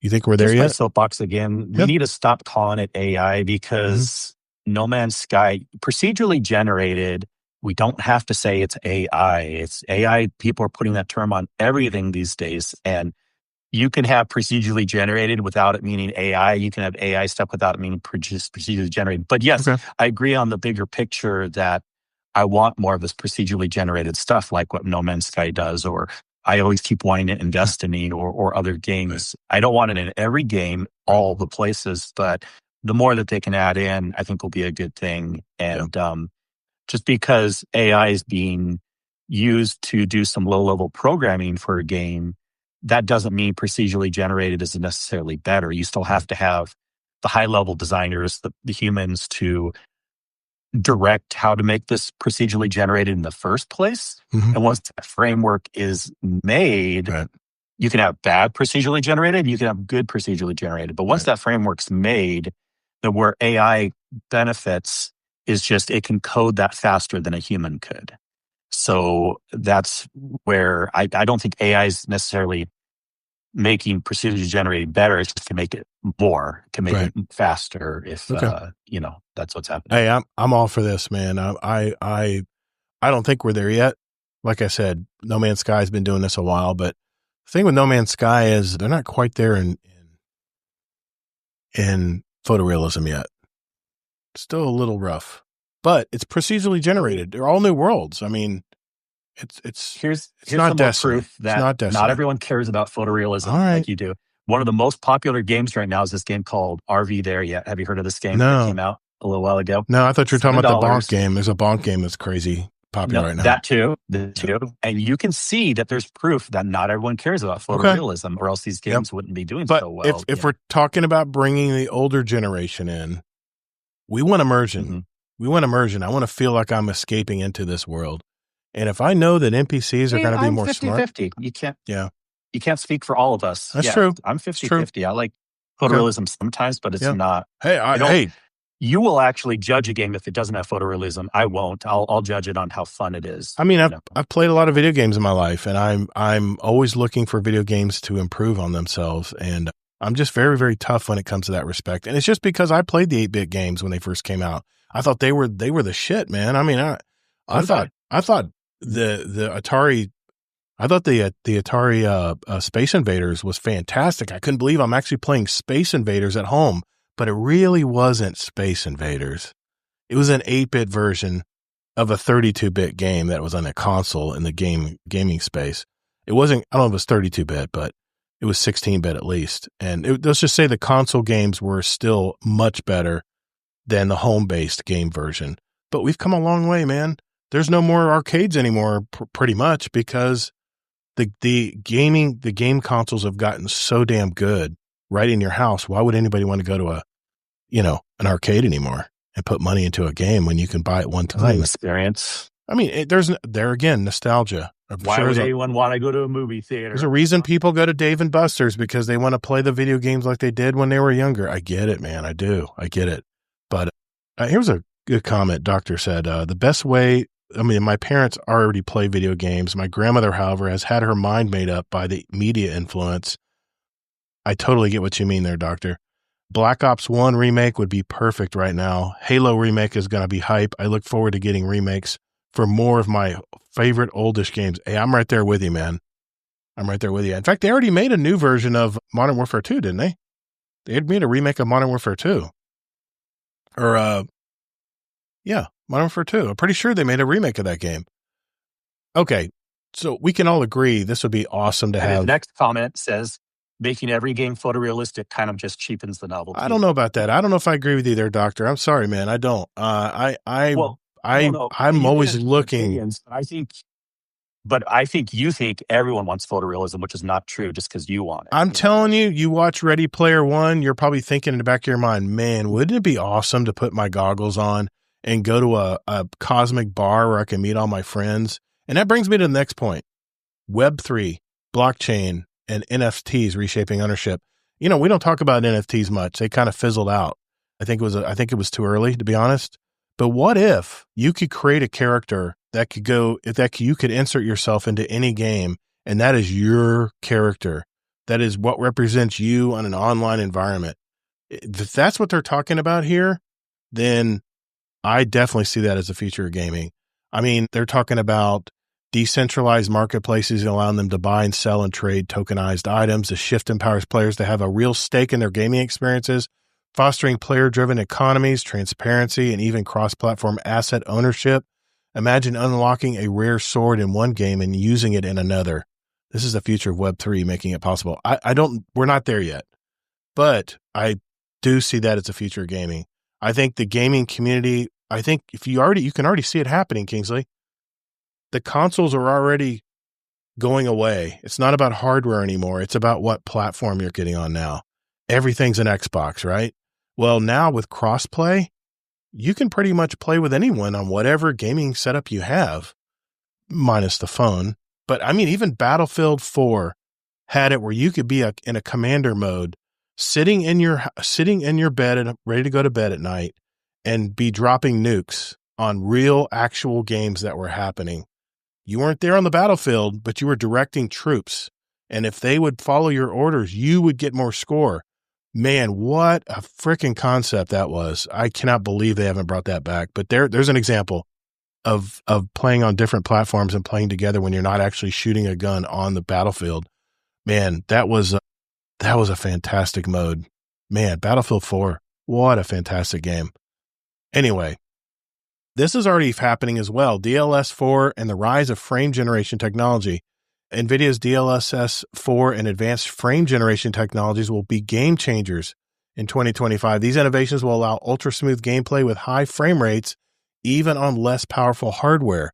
Gamers can expect breathtaking visuals without sacrificing performance, making 4K gaming more accessible. This technology will also push the boundaries of VR and AR gaming, delivering lifelike experiences with minimal lag. This has been the biggest hurdle, I think, to VR gaming right now, is the fact that the processors aren't quite strong enough to recreate like a game you would play on a console. It's not quite there yet. It's a little slower, and it's not quite as detailed an environment. But I don't think they're very far away, and I really hope they don't give up on VR, because I think those are going to blend. VR is going to blend into normal gaming down the road eventually. At least in my opinion, I do. But frame generation, that's already in Borderlands 4. They had the frame generation setting. It's in every game if you want it. But I don't know when this report came out, but I disagree. This is game changer for 2025, because we're almost done with 2025 now. And what a lot of people have noticed with how this came out DLSS has worked this year is January, first of the year. It hasn't helped enough. And then also people have noticed that they notice a lot of what they call tearing, which is where the AI of adding extra frames. You can have higher resolutions, but it doesn't look good. You get weird input flags and stuff like that. Yeah. So this definitely did not come to play very well. No, but it's still, I'm not saying this is a bad idea. No. It just has a long way to go. These are all things that I think will stand out down the road in shaping our gaming environments. And I think eventually it won't be about the hardware, Kingsley. I think it'll be about your internet connection. I think, that brings me to the next point. The cross-platform and cloud gaming dominate. The gap between console, PC, and mobile game is shrinking. And with cloud gaming services like Xbox Cloud Gaming, NVIDIA GeForce Now, and PlayStation Plus, which just came out with their new handheld, by the way, Plus expanding, players can access high-end games on virtually any device. Cross-platform play will become the norm, breaking down barriers and fostering larger, more connected gaming communities, which we're already in the middle of that right now. But the cloud gaming, I think once everyone can get that connection and it runs efficiently enough where it only needs for years too. I know it's been slogging along. I don't think that's going to hit Mass Effect anytime soon either. And remember, Google's whole thing failed. Yeah. And so they were before their time. They came out too early. And the fact that you had to buy your games, that kind of defeated the purpose. True, but it's bigger than that. I think and even with a fiber connection, if you want to play the Twitchy games, you still don't want to play in the cloud. You never would want to, because you get better input lag and performance when you're playing locally. So I don't know. The way I know how technology has worked in my 20 years of professional experience, I just don't know how we will ever get cloud gaming to a point where it'll have perfect performance for a mass effect of people. Okay. Well, you're the expert there. I'm just reading off the article, what it's telling me. The surge of simulation. But it'll be good for like the games that don't need it. Okay. Like already people are doing that, of course. You want to be like a PvP player, like in Battlefield or Destiny or something like that. Yeah. You don't want to play in the cloud, because you are going to get messed up. Well, especially in competitive environments. Yeah. I can't imagine the packet loss when you're trying to blend all these people together in one server. Yeah, it could be tough. The doctor also says, speaking of photorealism, I heard at some point that Crysis 4 is in the works.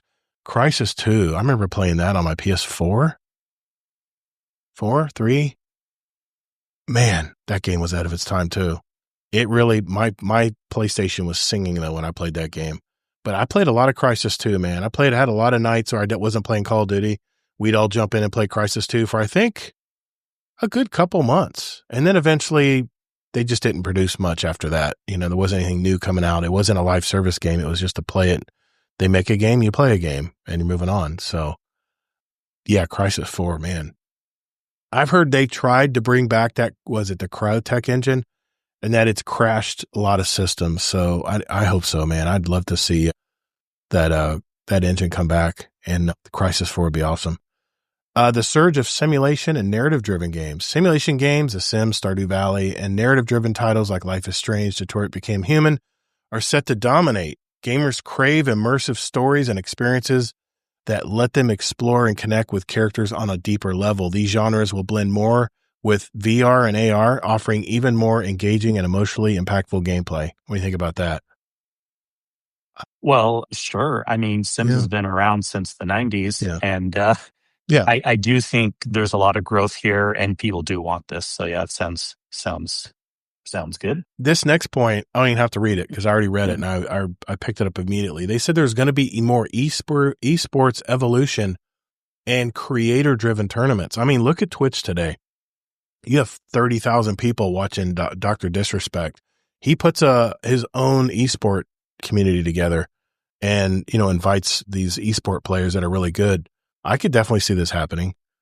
But this shift, they say, allows more inclusive and community-focused esports, giving rise to grassroots tournaments and unique creator-branded gaming experiences. I can see that happening, if it hasn't already happened.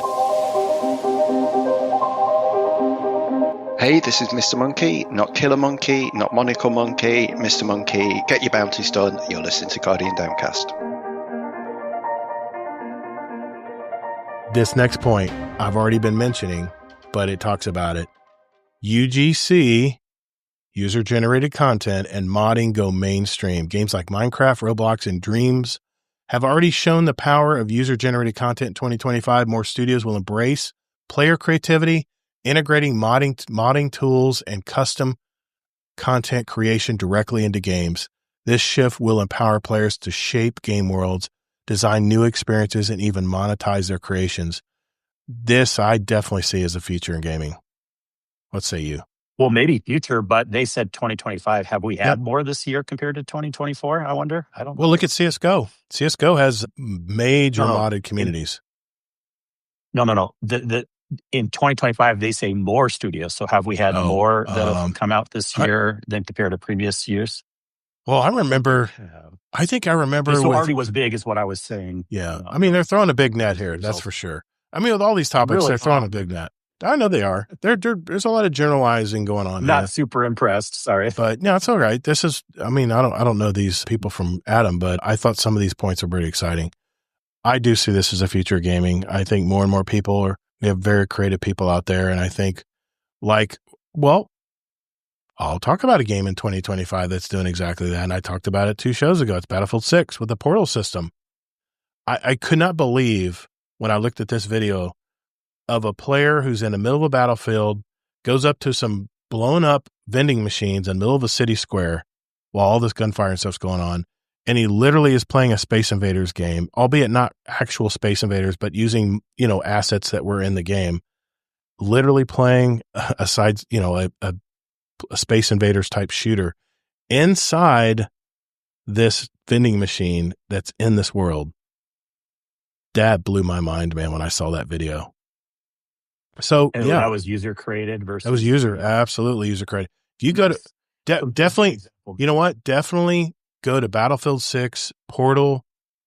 You can even type UGC and see what creations have come out so far. It is insane, man, what people can do when the studios open up the assets and say, here's the sandbox, have fun. And they did piddle with it a little bit in the past where you could put all handguns against all knives, or you can kill people with, you only could run around with defibrillators and shock people to death and stuff. And they did that in past Portal setups, but what they're doing here is fantastic, man. I'm very impressed with what DICE has been doing here. So, and then of course, growing gaming genres, simulation games, VR, AR experiences, and story-rich narratives are set to dominate in 2025. Hybrid genres are on the rise, blending gameplay styles for deeper, more engaging experiences. Mobile gaming continues to expand, reaching broader audiences and changing the way people play. That's a very general statement. So I'm not even definitely throwing a net there. That's a freaking trawler right there.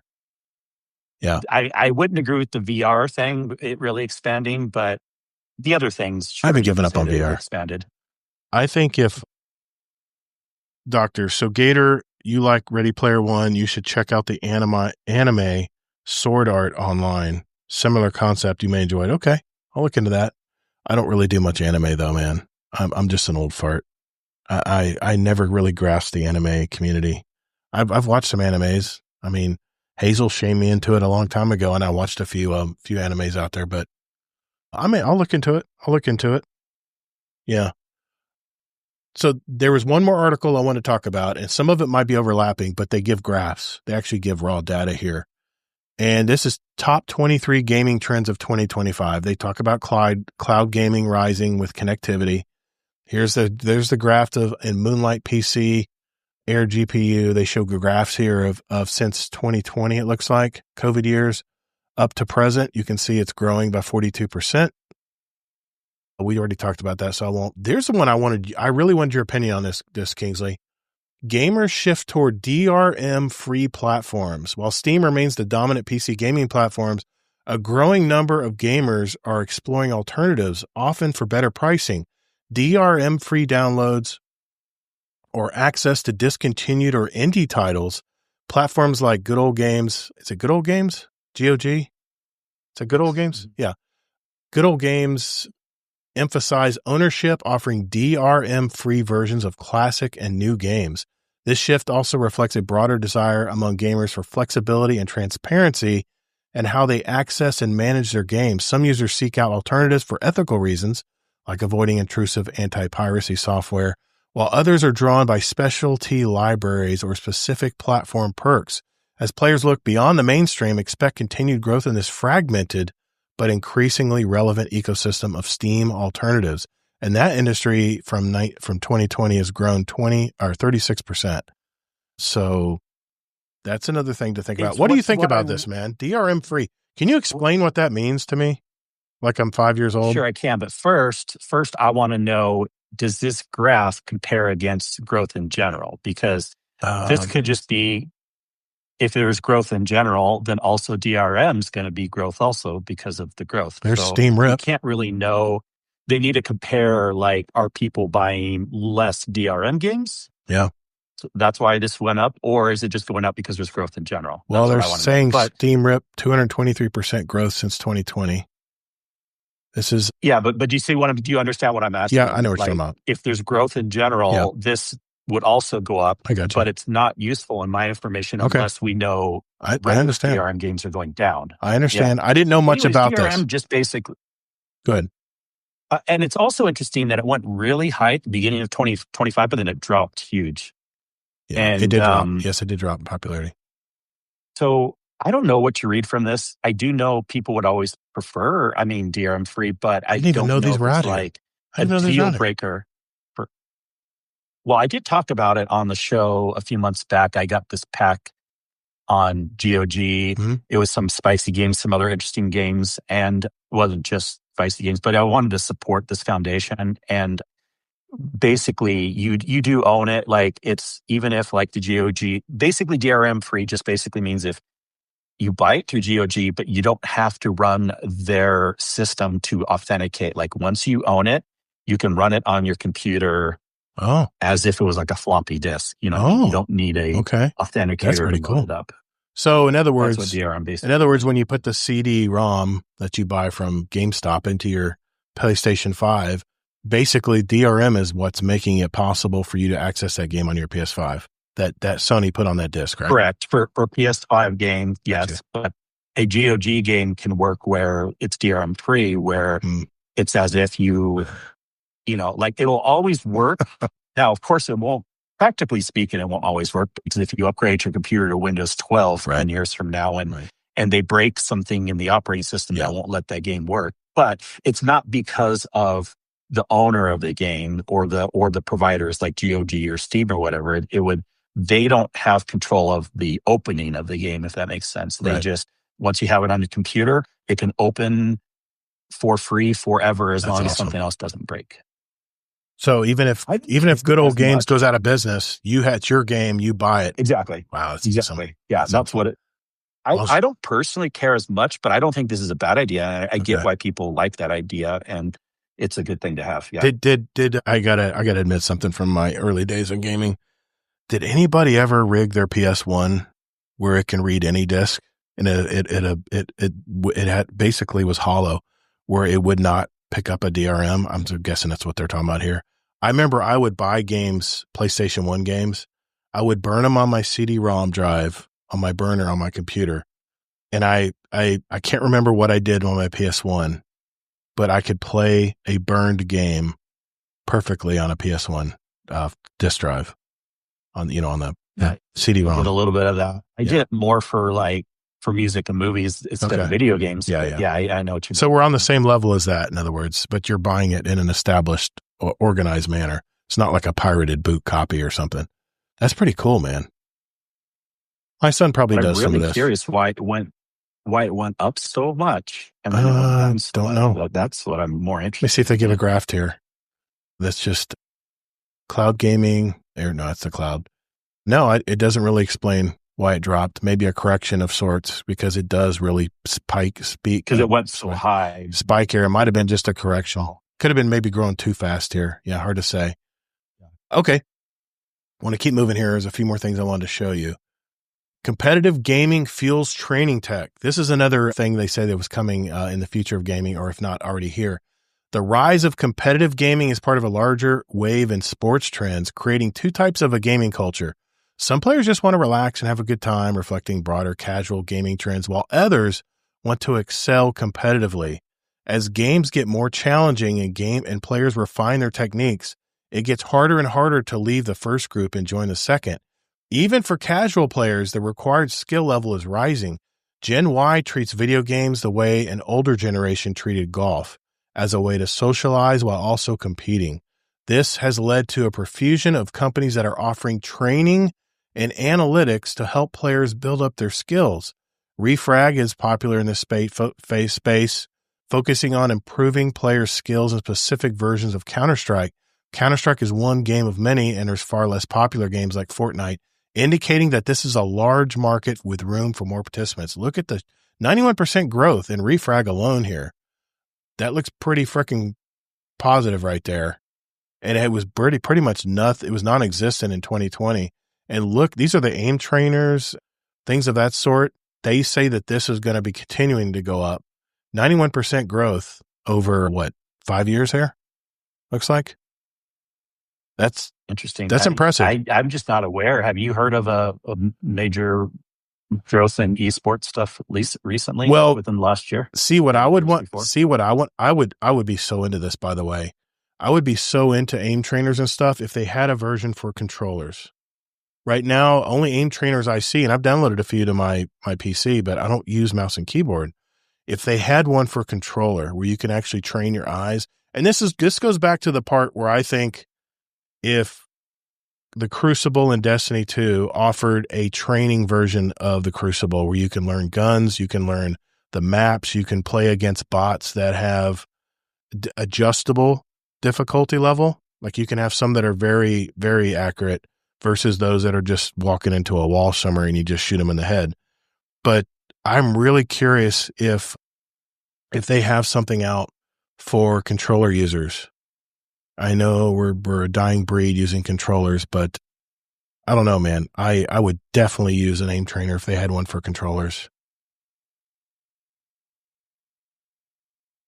When I was a young innocent doctor. Do refrag, by the way. Can you explain that? What's the purpose? Refrag? From what I remember, it's an aim trainer. You basically. No, I read this. It says refrag means one side gets a kill and then the other side immediately trades it back. Oh. This is something different then. Incorrect. No, I'm probably wrong. I'm probably thinking refrag is like an aim trainer, but apparently it's something different. But this is something, well, okay. They got CS2 training here as well. There's another one, but I know I've seen Cammy Cakes because he waits forever to get into a lobby because there's hardly any players at his skill level that they'll match him up. So he has to wait for like 15, 20 minutes between matches. And he'll just put an aim trainer on and just continue to just train his eye-hand coordination. And sometimes it makes me want to pick up a mouse and keyboard and just start learning. And I know that I could. I probably could. Damn, I don't need another thing to learn right now. I can't do that. I can't do that right now. I got too much crap going on. But anyway, they're saying this competitive gaming training tech is going to be continuing to grow. So there's going to be more and more people that are wanting to. Okay, so maybe I read that wrong. Refrag, another definition of refrag is a big category for like all sorts of things.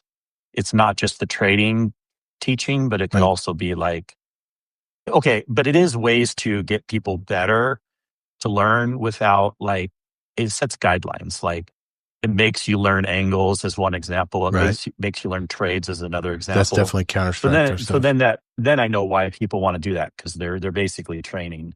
So how? I know this is probably a company, right, that offers all these services. I'm guessing Refrag.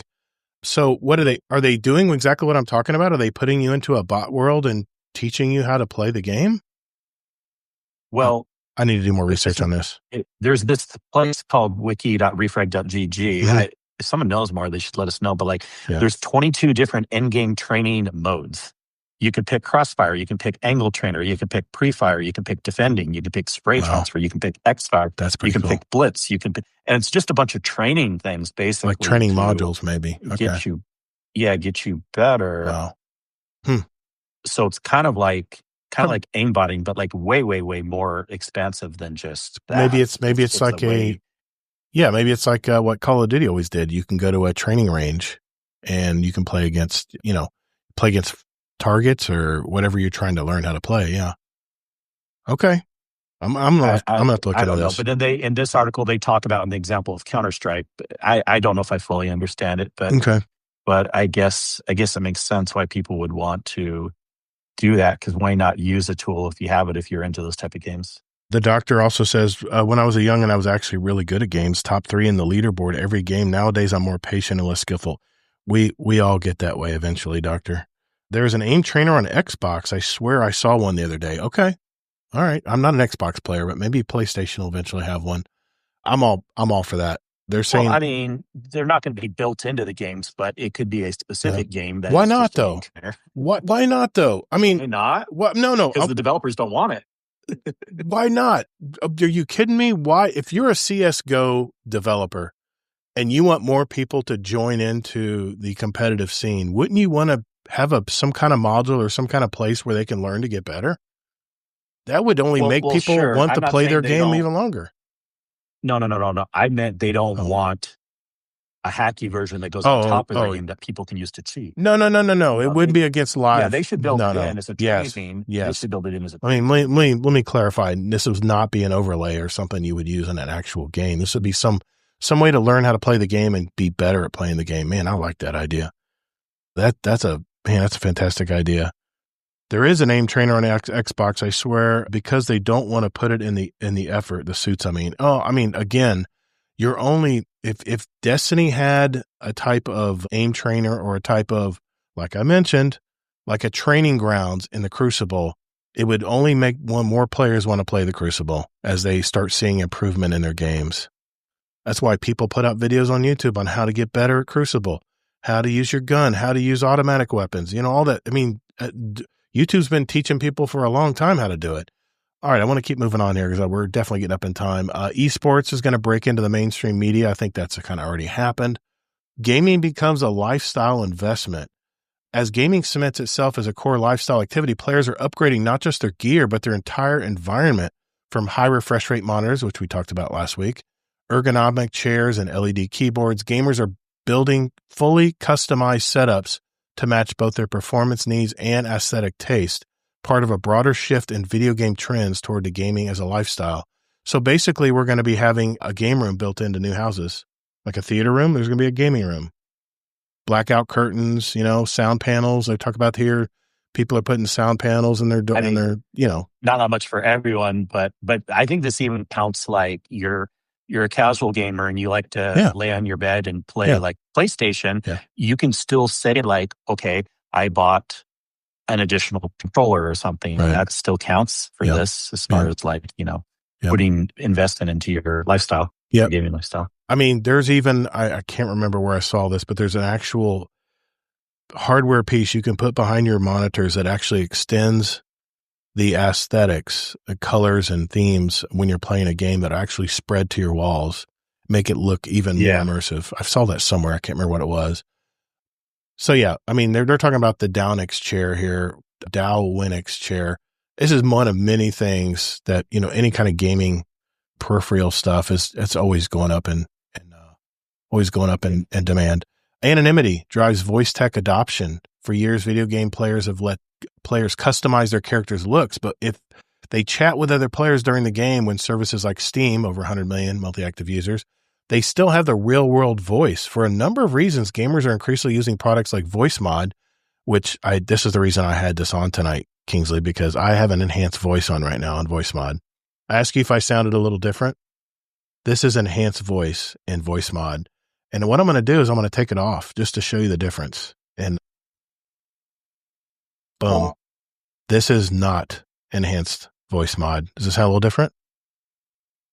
Mostly you sound a little quieter. Yeah. But also, like the sound stage is a little more limited too. So it could be too. But yeah, this is regular voice through my mic, and this is voice mod.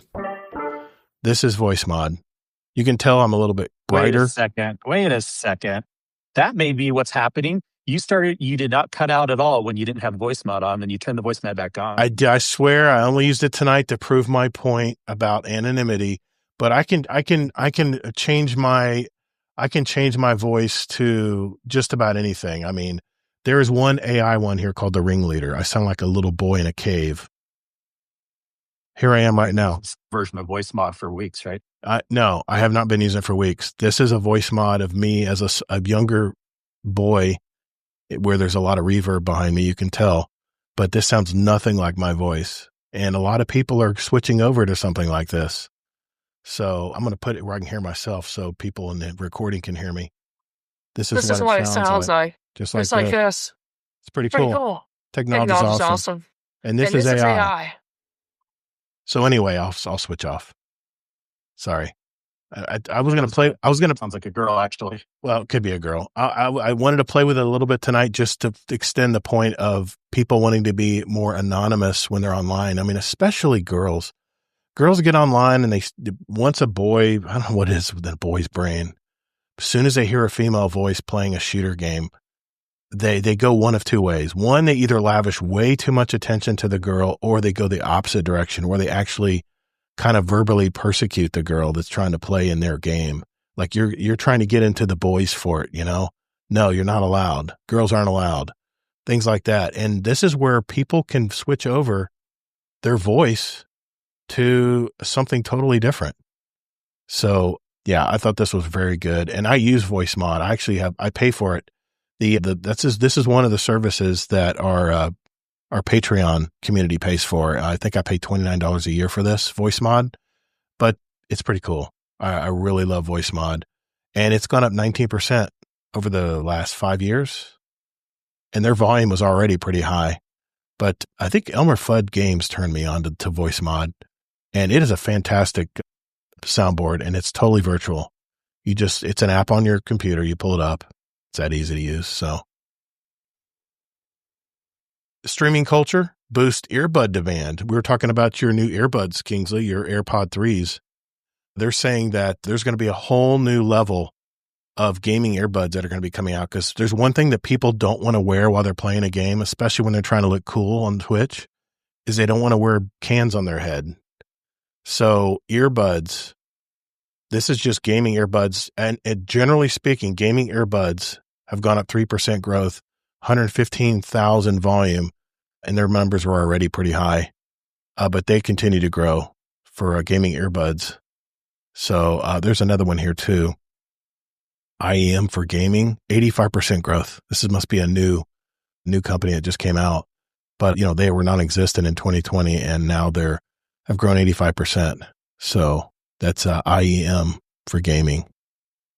So Yeah. All right. That's another one. Moving on. Gamers, like I said, shifting to DRM-free platforms, 36% growth in good old games. We talked about it already. I won't repeat myself. Competitive gaming fuels training tech. I'm right ahead of myself. I'm repeating myself. Sorry. I did when I went back. Yeah. We talked about the anonymity, the earbud demand, focus boosters, caffeinated drinks. I mean, my God, we don't have to go into that. So many gamer sups and all kinds of different gamer, basically caffeinated drinks that, people want to be more sharp. Gamer Question. subs, And 10%. no judgment if you're this person, but do people really think that gamer drinks are better than just any other type of caffeinated drink that also has I bought a gamer sub. creatine or whatever the hell in it? I bought Grenadier Jake's flavor of gamer subs. I tried it. It's got a lot of herbal stuff in it too. But honestly, caffeine is the main thing that helps, and I'm just a little skeptical of that. All these other little gimmicky things game better. It's very expensive. I thought the gamer subs would come in like a can like this with powder. Some Coke or something. It was literally a little pill box of powder. I'm like, man, that's going to last like a month maybe. I guess that's the point. They want you to do it every month, but I don't know. I know. That's what I'm saying. Like, do people actually think they're going to game better with an official game drink versus I don't know. a regular caffeinated drink? I don't know. Yeah. Hardware aesthetics spark online sharing. Judgy there. No, I'm right with you with that because the market has been so flooded with gamer, supposed gamer improved drinks and stuff when good old cup of coffee will do just the same thing. It even says in the article they sell drinks like blah blah blah. Yeah, which is essentially basically just caffeinated drinks. I know. I read that too. What you can get for a lot cheaper. Exactly. But it's Grenadier Jake's gamer sub flavor. Don't you want to try his new flavor, Kingsley? Come on, man. Hey, I bought it. Try his flavor. I bought it just because I want to support the guy. I like the guy. I want to support his brand. So, yeah, they're talking about here how aesthetics. Influenced Deadpool. What does that mean?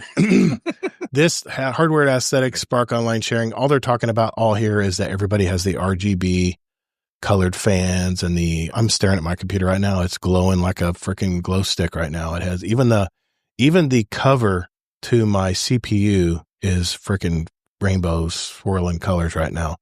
That's the way a lot of the computers are showing off. This is ARGB PC, which sells the RGB fans, 57% growth. Yep. I don't care about that, but I do understand a lot of people do. Now, although if you look at the last year or two, it's gone up and down, but it stayed. Yeah. But look how fast it went up. Anytime I see something dropping after a big, climb like this, it usually tells me it's a correction. And that's just a market correction. And it could be the economy. But it hasn't risen since early 2024. It's been pretty steady. 2024 is high. Yeah, pretty steady. I mean, I look at a PC now. If I'm trying to buy a gaming PC, they all come with this RGB stuff. They're all just freaking glowing like crazy because they know that's what sells. Especially when they put the video right there on the page, where you can see everything flashing and stuff. And it's just one of many light shows I can put on my PC right now. Gaming becomes Gen Z's hangout. Video game has become the top social activity for Gen Z and Gen Y, and nearly half of young adults reporting they made long-term friends while gaming. I totally agree with that. Multiplayer story games, 16% increase this year. So that's it. Those are the 23 gaming, well, not 23, but some of the gaming trends that they talk about in this article. And I can go on forever here. They actually list more below this, but I didn't want to go into too many specifics here. I'm going to go back to stop sharing my screen. Sorry, guys. And go back to our main page here.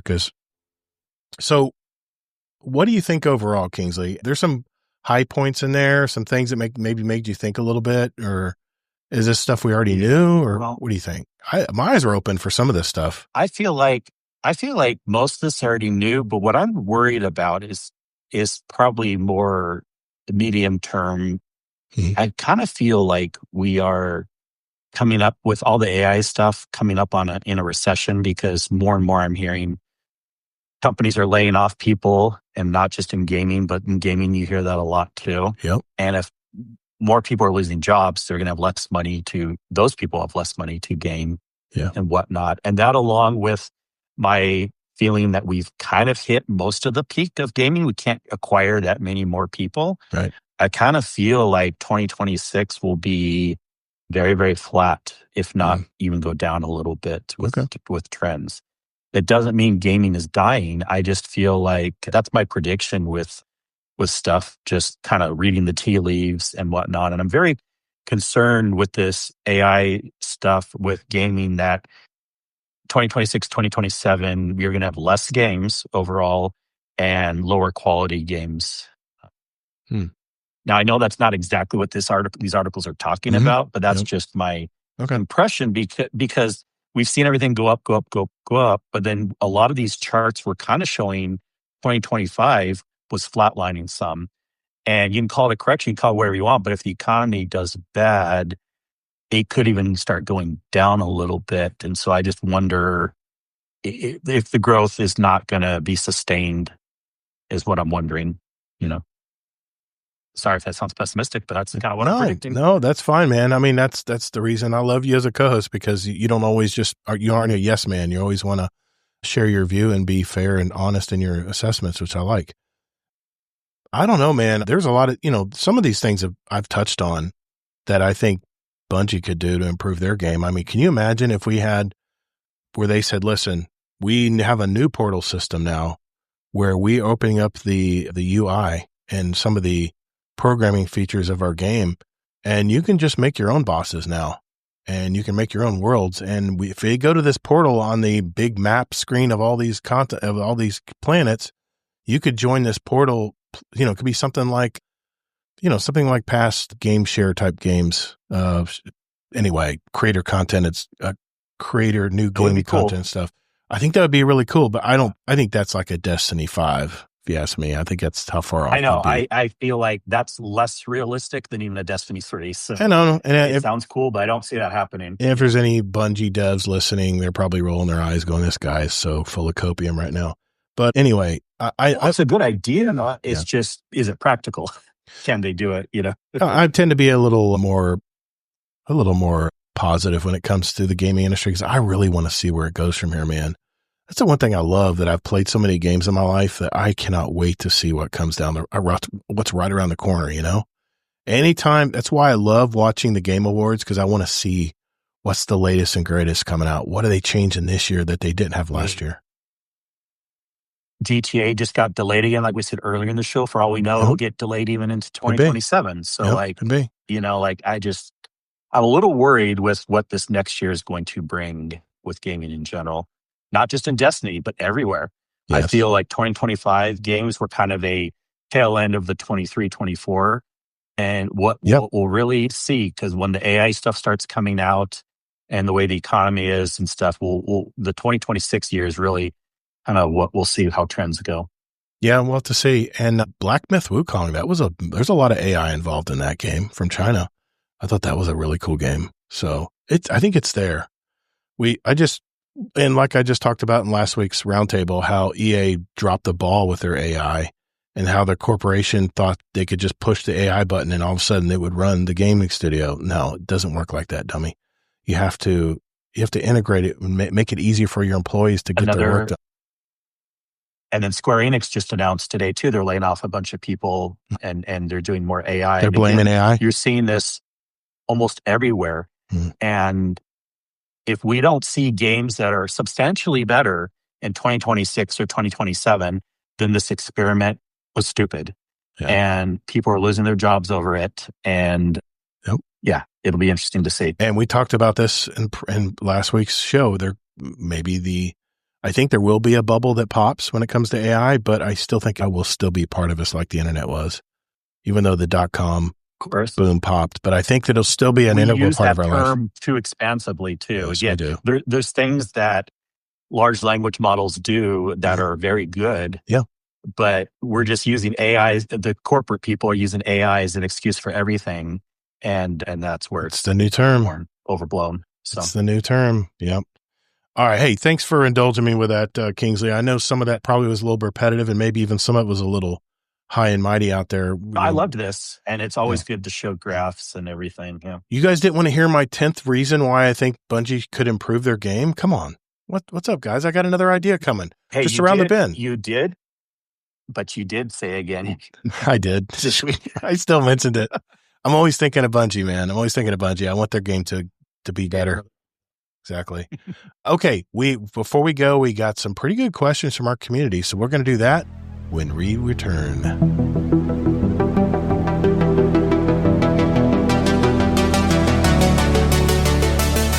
Hey, Guardians, would you like to send a question for the show to us? There are 4 ways to do it. First, you can join our Discord server at discord.gg/Guardian Downcast. There's also a join link in our show notes down below. We have Guardians from all walks of life and all over the world, from new lights to day one players to hardcore gamers.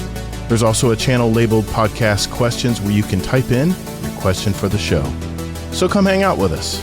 You can also email us with your question at guardiandowncast@gmail.com, or we also occasionally post about our upcoming show and guest, and you can respond there with your question at Guardian_D_cast is our X handle.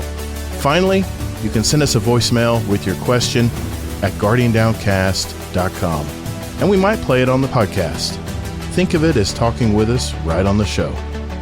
Thanks for listening, and later, Guardian.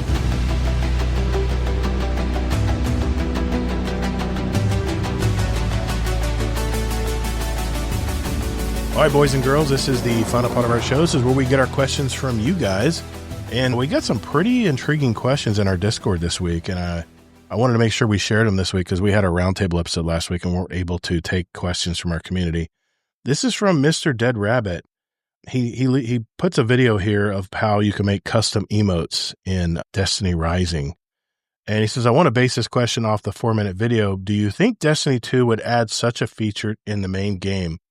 And what would that mean to have such a feature for a game when monetization is based off things like emotes? What do you think, Kingsley? You think that would be something that Destiny could or want to create in future games? Customizable emotes? I think it's pretty cool, but I don't know if it's worth the juice that they would have to put, how much development they would have to put into it, like with how much they get. Now, of course, if they think the money is there, then that might be worth it. That's a tough one. I'm 50-50 on that. I don't think it's a bad idea, but that's for sure. Yep. But whether it's worth it to them or how easy it is to implement. Man, I remember when we didn't even have an emote wheel. Remember the early days of Destiny? You had one emote. That's it. Now we have an emote wheel where we can at least use 4 at a time. Destiny 1. Destiny 1, yeah. That was definitely a step up. That was an improvement. The problem is I have almost all the emotes because that's one thing I collect are emotes. I love having emotes. And there's some I just won't buy because I just don't think they're that great, with Bright Dust. And it would just be something like I think if they did that, they would need to get rid of it. They need to make a place for it in the Guardian user interface. And I think they would have to boot the transmog part of that. They'd have to put it where the transmog part is, or if they did put it where the emote section is, they'd have to have a section, a tab you can L1 or R2 to go to your custom emotes. I don't know. I could see them doing something like that, but I know people sometimes will combine multiple emotes to make them look like they're doing a different thing. I don't know. I don't know about that. I mean, for me, emotes are important. Yes, I love to have emotes in the game, but I don't know if I'd rather see other things come down the pike before customizable emotes, but that's one great thing Destiny Rising is doing right now, I guess. I have a few things I've been meaning to ask, just getting around to asking them. Everyone has been talking about the population dropping recently. What would be a rough number would it have to be before Bungie and Sony says enough and pulls the plug? So where's the drain, Kingsley? What's the bottom number? I think no. Hold on, let me pull up population here. Let's find out where we're at right now. Might as well we'll start with that. Popularity because there's so many things that, while you're pulling that up, there's so many parts to this question because, for example, Destiny 1 is still running, and obviously the numbers are very low there, but it's more complex than that because Destiny 1 doesn't need any resources. It can run on the same servers that Destiny 2 runs on. We could have a situation, in theory, I don't think this would happen, but let's say Sony and Bungie, they're not making enough money off of Destiny and they stop development. but they don't turn off the servers. They have a way where, I don't know, maybe people are throwing in a couple token dollars here and there or buying stuff on Eververse, where like nothing really new is coming out, but they're like, we will keep the servers up for like another 3 years or something like that, right? Right. So it would be very weird for them to totally pull the plug unless it's more of a statement thing, like Sony decides like this is going horribly, they dissolve the game, and then they're like, we just want to forget about it. So then they shut off the servers too. Now, another thing that adds to the complex answer to that is we already know for years that they haven't been meeting their goals for money coming in for sales. Now, you could say they had those goals too high, whatever, but regardless, they've laid people off. So they haven't met their goals. They have too much expenses in developing the game, or those goals were too high. And that didn't cause them to shut off the game yet. So I think it would just be more likely community sentiment with mixed in not making enough money, mixed in with actual leadership that's behind the scenes like Sony. They're not like just the Bungie people keeping their head down like, oh, we'll do better next year. We'll do better next year. We'll do better next year.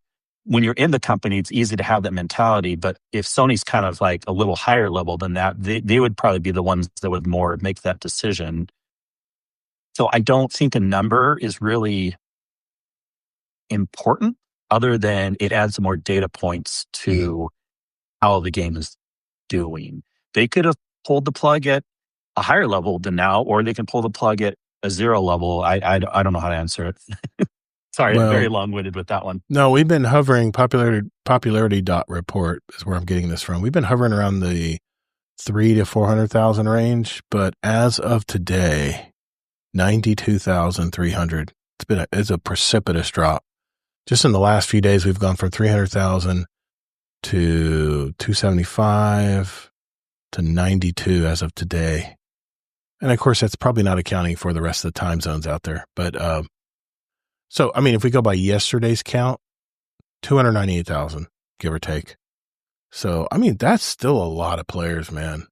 I mean, everybody goes by the Steam numbers, but Steam has a lot more competition with games than your consoles do, I think. I mean, they're a lot easier to access. I don't know, maybe not, but it's not a lot of players, though, when you consider it's on 3 different systems. Exactly. And if you look at how the numbers should be and how they've made money in the past and how much it is to develop a game, it's not a lot of numbers. Just because 300,000 sounds like a lot, it's really not in Bungie's situation. They need more players to survive in the long run anyways.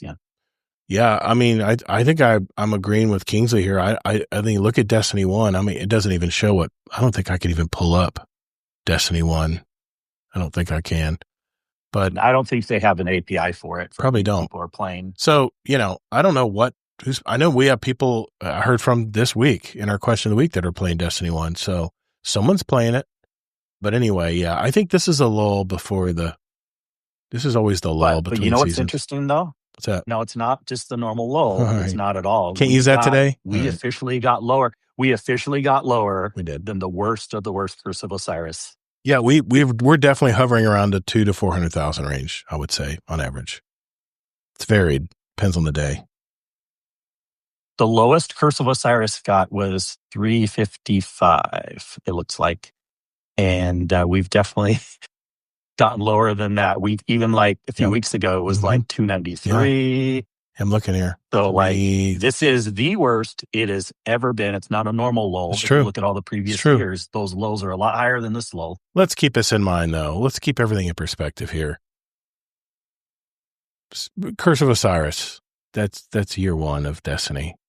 Their numbers, if they dip their numbers that low, that's a troubling sign for a game that's brand new, basically. Now, here we are 11 years later, and we're seeing these numbers. I'm not really surprised. I think there's a lot. Games have stepped it up. They're adopting a lot of things that Destiny does, open worlds, games and stuff. I think that contributes to it. It's just this time of year, man. All right, I won't go down that road. Let's go to the next question from Ronan Red Gator. Oh, the Gator thing. What's your current favorite piece of Destiny merch? And when I read that question last week, it reminded me to go to the Festival of the Lost sale that was at the Bungie store, and I got this T-shirt, even though it's a little small on me. They didn't have the 2X. This is the regular XL, but it fits me okay. Favorite merch. And he has a follow-up to it as well. He goes, what is a Destiny merch item that you regret not earning or picking up when you had the chance?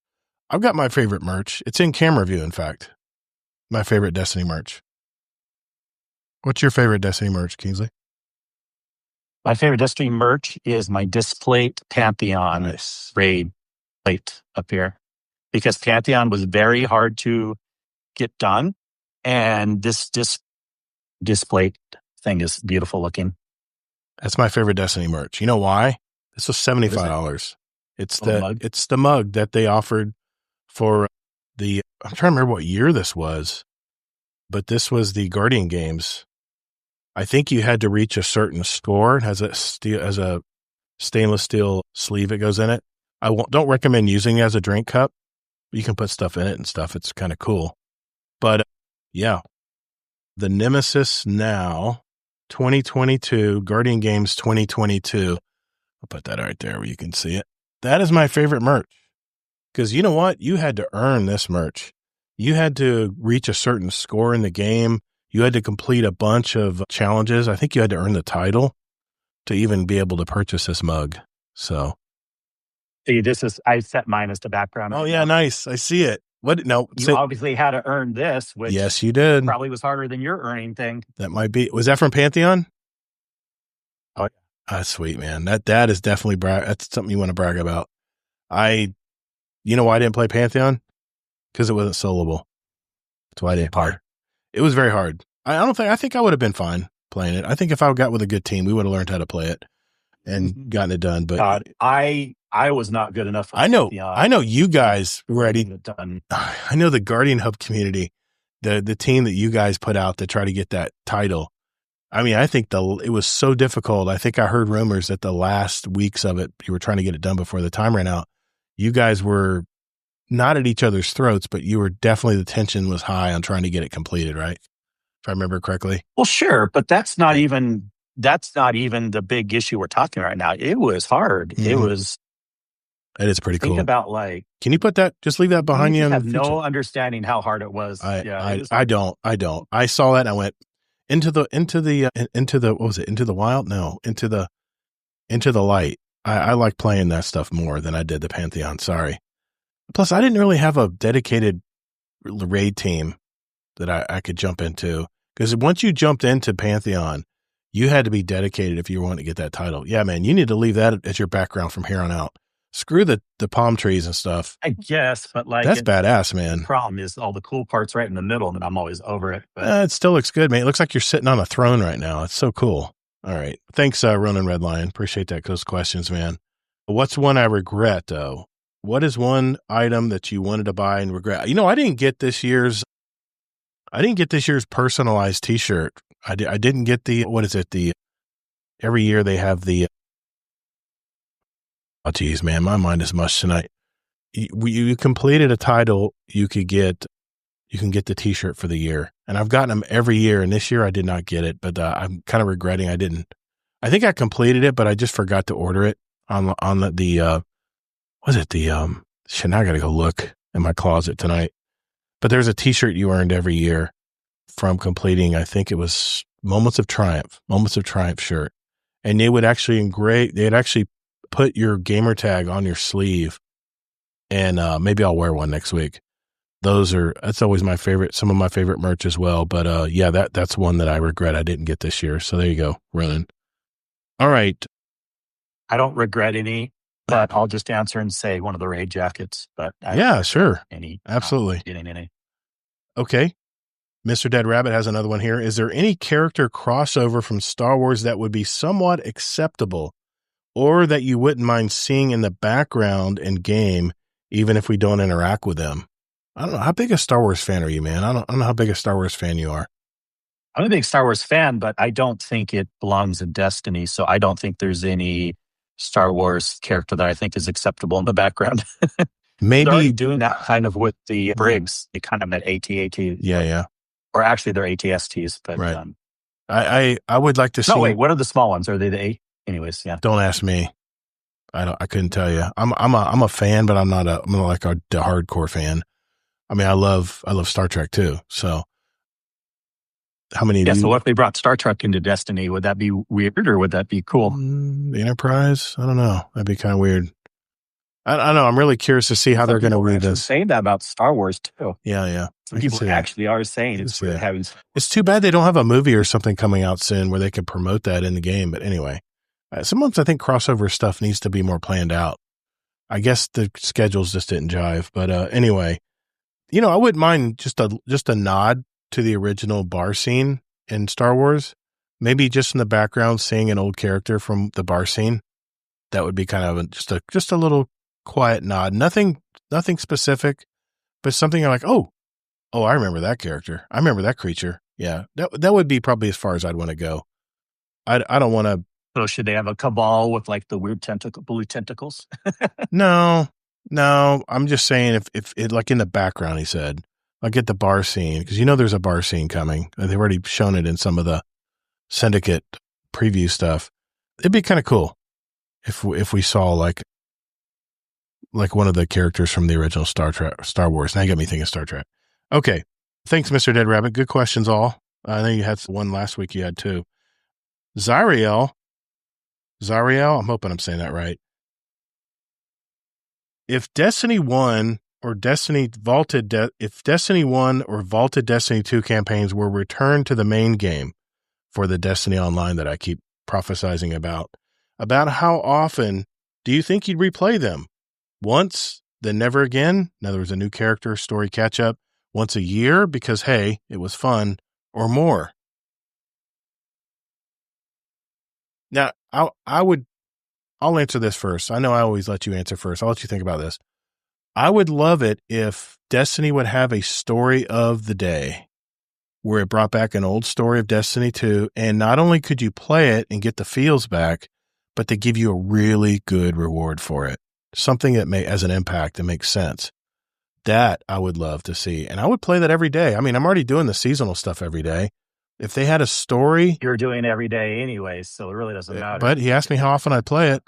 If he brought back a story, you could even do story of the week or maybe 3 stories for the week or something. I would definitely play it because I love the nostalgia of playing the early days of Destiny 2. So Lord knows I put enough hours in. So what about you, Kingsley? How often would you play? Yeah, or what would you play?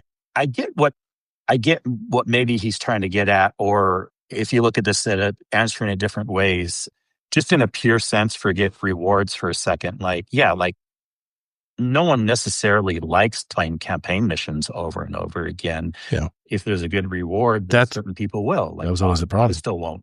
Yeah. That was always the problem is there was no good reward for it. That's why people didn't play it. But that still doesn't mean they shouldn't bring this stuff back. When you're saying if you're bringing everything back, that also means the cool strikes and the raids. Right. And we have all the raids back except for Wrath of the Machine. And obviously a lot of people who are raiders would be jumping on that and playing that a lot. It would be very replayable as a raid because it was always replayable. It was the best Destiny 1 raid. And King's Fall was already pretty good in Destiny 1. They made it even better in Destiny 2. So Wrath of the Machine would be pretty good also. And people would be playing that, like not just for rewards. Obviously you should have the rewards, but like it would be very replayable. Okay. Yeah, it's all about reward for me. I mean, I love the nostalgia, no doubt, but you have to make sure you tie a good reward for it, or even some important currency or something that warrants the time to jump in and do it. So anyway, he actually answered a question for himself. For single player games that I still enjoy, I tend to replay them about once a year. In Destiny 2, I still occasionally go back and replay the Shadowkeep, Beyond Light, and Witch Queen campaign. Missions also go about once a year. I imagine would do the same with the older content, but I'm curious what you guys and the rest of the community might think about replaying these old missions and campaigns on a semi-regular basis. Thank you, Zariel. Good question, man. That was a good question. I put a lot of thought to that. Yep. It does show that people will play not just for rewards, because like I've been enjoying replaying some Destiny 1 with McMaximo from time to time. And you can't really say the rewards there are worth it. No. So I like the experience again, going Okay. through it again, and just kind of, from time to time. Did I hear him correctly that you guys are, when he levels up to a certain point, you guys are going to take him through a raid? Oh yeah. What's the name of the raid? Do you want to be a part of that? Rapid mission? Hell yeah, I do. I got a warlock that just glows red. I already got my warlock in mind. How many times did you do that raid? Do you know? Did you do that? A lot. I did a lot. I got pretty good at it. I'd say at least 15, 20 times, I would think, at least. I had a raid group that ran it every week. It is a little bit hard we wouldn't want too many new people, but yeah, so that's good. The 30 frames, I'd have to get adjusted to it first. I'd probably have to go play a patrol or something to get my eyes adjusted, but that'd be fun. Be fun. Amazing Taco King, one of our highest level patrons out there. This may be more of a larger discussion than a quick question, but here it goes. Question for the show. Do you think Bungie shot themselves in the foot and started bleeding themselves by giving us a major focal villain like the Witness to surmise the entire Light and Dark saga events? With this villain's introduction, it seemed like the intrigue and mystery that was the initial hook for most players just kind of evaporated. And the only thing that was focused on was how do we hurt or beat it for roughly 3 expansions afterward. Part 2, if Bungie had kept the premise of the darkness being this vague but mysterious and deadly force that was the antithesis of the Traveler and Guardians, do you think that the story and overall health of the game would be in a better place? Very good question. You want to go first? You want me to, Kingsley? I don't care. What do you want? I guess I'll go. Go ahead. No, I don't think so. I think it's more complex than that. Just because we had a really cool story with Edge of Fate, but it's more than having a really cool story. They cut so much content. The replayable stuff is just boring for a lot of people. It's not as much story as people think it is, because the story can be really cool and then people will stick around for like 3 weeks, and when that's done, they're bored because the repeatable stuff's not as fun, or they cut a bunch of content like how the Portal has. So that's just my opinion. Maybe it'd be in a slightly better place, maybe, but I don't think it'd be definitely in a much better place. See, I mentioned this a few shows ago that we need to have another big baddie, someone that jolts us and gives us a little bit of fear. And now that the Witness is done and gone, the mystery's over. I don't know if they kept it alive. I think people were getting pretty impatient 3 expansions in. I think people were like, get to the point already. Let's see what the Witness is. Let's get to it. I think Bungie strung it along as they could. I don't think they could have gone any further with it. So I kind of agree with Kingsley here. I don't think keeping the Witness around, or this darkness saga, Light and Dark saga, I think it was time for it to end. And this new saga they've started, this prophecy saga, this new saga that they just started, we don't really know a whole lot about, but it doesn't seem as dire.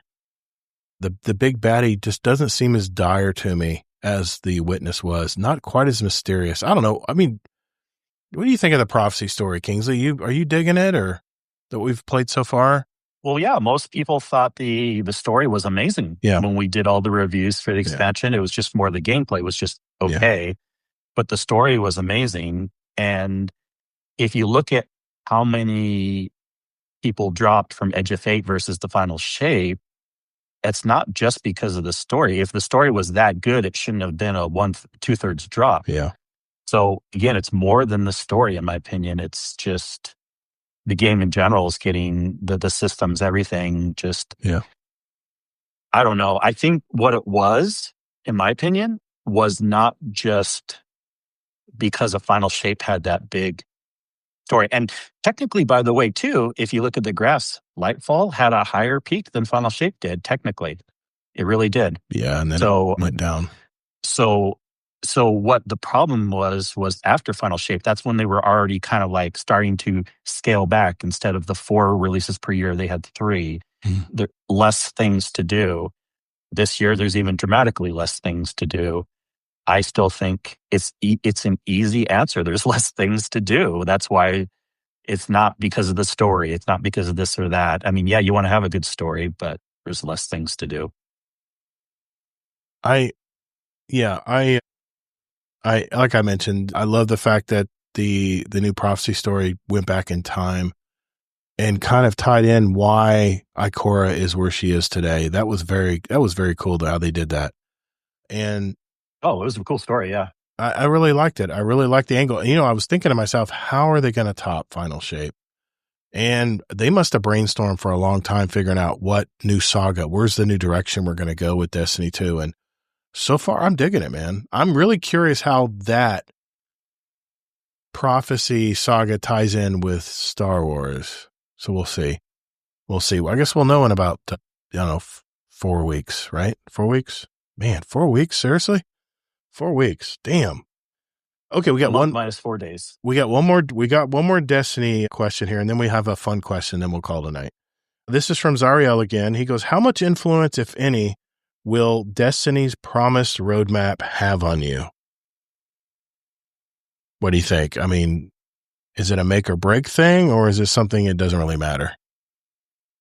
I think it's something that doesn't really matter unless I don't think the roadmap, I know why people want a roadmap, and I do too, but I think people aren't really thinking big picture enough. If they came out with a roadmap tomorrow and said, oh, we have these cool ideas that we'll implement next year, A, it's not big enough. We need to have a bigger roadmap that goes like 2 to 3 years. Yes.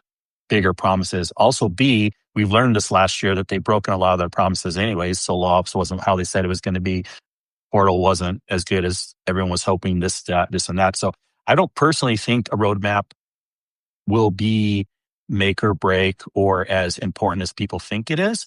But I still think there should be a roadmap, and it'll be interesting to see what they say. And I hope it's not just a roadmap for like Renegades with like a little bit of 2026. I want to see a roadmap that really will be challenging them and will be saying,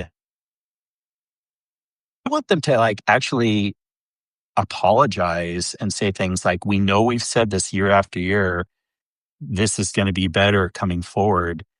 But this year we actually mean it because this is what we're doing different. I want to hear something dramatically different. You know, Right. I mean, like, I know it sounds a little extreme, but if they were to do something like that and really just be raw about it and be emotional about it, whatever, which would never happen. But if they could somehow, that would get me excited. That would be like, oh my gosh, like they're telling us all this stuff. Yeah. Yeah, it would be nice. It would be nice to at least have a philosophy, the whiteboard of which story is going to go to what, what is the overall arching. I don't really need to see specifics because honestly, I'm tired of Bungie telling us what's coming. I want to be surprised. I want to pop into Renegades and not know what's going on. Well, then you can't run a podcast. I know. It's one of the banes of it's one of the banes of having a podcast is I have to be able to know at least what's coming around the corner. But I mean, as far as specifics, like they've already told us all the guns we're getting, and why not? Why can't we just find out on our own? I think they're just so wanting to promote, get people excited. Yeah, because no one will buy it if they don't show anything. That's true. Yeah. And from what I heard, a lot of popular Destiny 2 streamers are on family vacations this week, which means they're heading up to Seattle to, you know where. So I heard through the grapevine that they're playtesting Renegades and getting some early footage and cap stuff. And we're curious what they say, but I'm sure there's definitely an embargo. I'm sure they can't say anything until a certain point, but I am really curious what our streamers think. Not that that's going to define how I enjoy the game, but Ask Across. A roadmap. Yeah. Mm-hmm. Sorry. Yeah, you're right. Ball. No, I would love to see a timeline of some sort, but not too detailed. But honestly, roadmap is not that important to me. It really isn't because I'm going to play regardless, and I'm going to be You're surprised. Play anyways, yeah. Exactly. I want to be surprised what's coming around the corner for the most part. You don't need to tell me all the guns I can get. I want to say, oh wow, another new gun just appeared. I got this pulse rifle. Wow, this is pretty cool. This is awesome. It sounds awesome too. But I get it. But that's not what a roadmap would be either. I think what people that want a roadmap, they want Bungie to say something like, we We did certain things that we had to this last year to keep the game how it was, and we will be bringing you more content in 2026 to 2027. And we're not going to tell you all the content, but we promise there will be this framework of more content, more experiences, and some will come out quarter 24, 2026. And if they could do a roadmap like that, that could get people excited because they're telling us more stuff is coming. Yeah, they're not going to tell us the guns that are coming out in 2026 anyway, because that'd be too early even for marketing purposes. I really hate to say this, but I really think the fact that Bungie has split its development studio in half to make sure Marathon becomes some game that I don't even know if they know what players want on that game. Plus, they fired people, so it's even worse than. Yeah, I mean, when I first saw the trailer to Marathon, that song stuck in my head for months. Wow.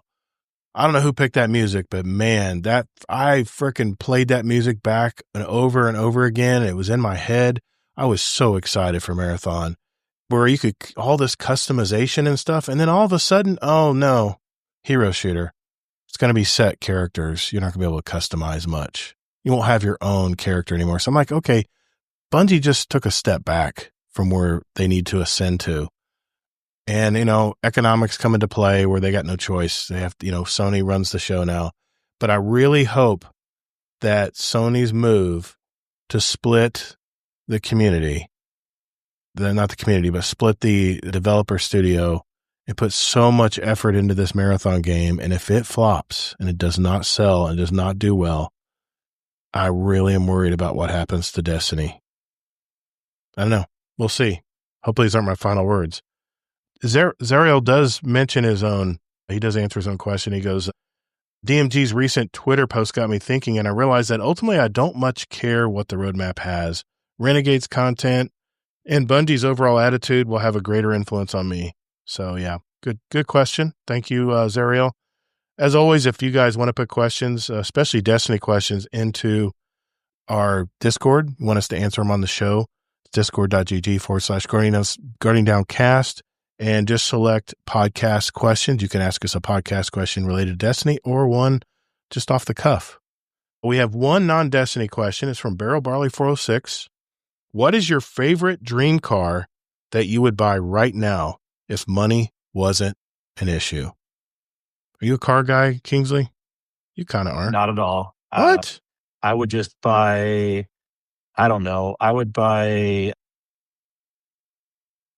something that has maybe a nicer interior. I don't care about speed or muscle or things like that. So I would probably still be somewhat practical, but get the highest end of that. Like if they made even nicer, comfier leather seats that used goose down in the seat, so they're even more comfy or something. You know what I mean? I would do cars that have high technology, but not like Tesla style, but I would go all out with the interior stuff, but I don't really care about in general what the car is. Yeah, for me, it's going to be 63 Corvette convertible, 427. I saw one at I see them all the time at car shows back when I had a car show when I brought my car there. Man, I wish I could have sat in that thing because it is a time warp. You literally are getting warped back into the 60s when all that was the latest and greatest stuff. And it's such a clean, the interior is so simple, but so classic. I think they go, 63s, I think started around 60 grand. And they go all the way up to millions of dollars, depending on who owned them or how rare they are. So yeah, you can go just about anywhere with that kind of Corvette, but I'm a big Corvette fan. Obviously, who wouldn't want a supercar? Problem with supercars is most of them aren't very comfortable. They're more performance oriented. They're light. They have super suspensions and stuff. They're not really made. If you've watched any Top Gear episodes, these guys are getting killed in these cars. They're so bumpy and rocky and stiff suspensions. If I had all the money in the world to spend on a car, yeah, I would get something a little more luxurious. Yeah, Zombie Pop. Grandparents' Cadillacs that they had. No, luxurious no inside. GM cars. Sorry, I don't buy a GM car. No, sorry, my bad. I that's one car I've gotten burned too many times with GM. And I just said I wanted to come back. Hamlets are nice. It doesn't matter that They're GM's nice. the master company. Yeah, I know. But I'm Oh, they're still nice these days, but there was nothing wrong with them back in the day. They were very I'm more of a dependability guy. I have my parents had a Fleetwood DeVille front wheel drive when they made those, and that thing was the biggest turd ever. It had so many crap that broke on it. And the more power everything it had on it, the more stuff broke. The switches started getting old really quick. That's why I still really like Toyota. I've learned to like Honda. When my wife drives a Honda, it is you get in that car and everything is just so well made. Everything is so durable. The switches, you can tell the switches are really good quality. Not going to wear out and be junk. And my kids have older Corollas, and my son had an older CRV, and it's still a 93 CRV still felt pretty tight. So I'm a big believer in dependability and quality. And I'm sorry, Cadillac, when you first buy it, I'm sure it smells awesome and it probably drives like a freaking banshee out of hell. But I'm thinking long term when I buy a car now. I'm thinking 10 years. So I have to think about how this car is going to hold up. Anyway, that was a detour I did not want to go on. Thanks, everyone, for your questions tonight.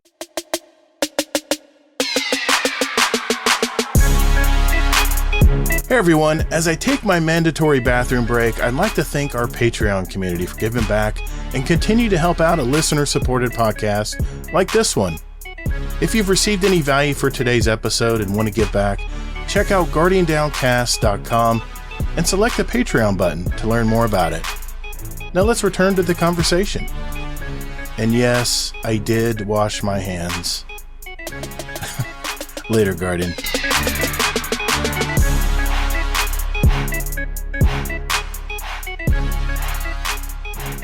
Hey, before we go tonight, I wanted to share our question of the week. This is on usually Monday or Tuesday of the week. I post a question of the week in a survey in our Discord, and I reveal the answers on the show every week. And you audio listeners get the bonus content of our question of the week. The guys who watch the live show aren't hearing this right now. So don't you feel special? Okay. The question of the week for episode 329 is, how many different games do you play every week? Just curious on average, what are gamers in our community, what are they playing? And how many different games do they play every week? A, which was a majority of the answers, 64%, said I play 2 to 3 games a week. 7% said I play 3 to 4 games a week. Nobody said I play over 5 games a week. And 28% said I play only 1 game per week. And you can guess what that game is. So I asked, what games you playing? Zariel said 2 to 3 per week for me. Destiny is always number 1. My second will change depending on my mood or new release or purchase. I've been having fun with Palworld again, so that's my current secondary. Barrel Barley 406 said Destiny 2, Destiny 1, and I'm trying to pick back up the Assassin's Creed games. Almost finished the 3rd game, so I've got a lot of ground to make up. Necromancer 4260 said D2 is the one and only. Honestly, there's so much new and old content that I could never complete. Yet I've been doing nothing but Festival of the Lost trying to power up. Ugh. Grinding totally sucks. I disagree. Grinding is fun. Gotta make it fun, Necromancer. Zombie the Gator, Zombie Pops, said Destiny 2 is still my main, but I sneak in some Battlefield 6, and I usually get on some Helldivers 2 or Borderlands 4 once a week, depending on how much D2 I've been doing. Amazing Taco King says, really depends on how things are for me. There are times where I'll only play 1 game constantly. Other times I'll hop between a handful of things, or in some rare instances, I'll game hop almost every 10 minutes to eventually just be so burned out by gaming, I'll just watch some YouTube or TV instead. So on average, I like to play a variety of games, so I'll jump through the 3 to 5 a week, with 1 game getting my main focus most of the time. Well, thank you to all those who answered the question of the week. I appreciate you. I don't know if we'll have a question of the week next week. We'll see. We'll see what I come up with.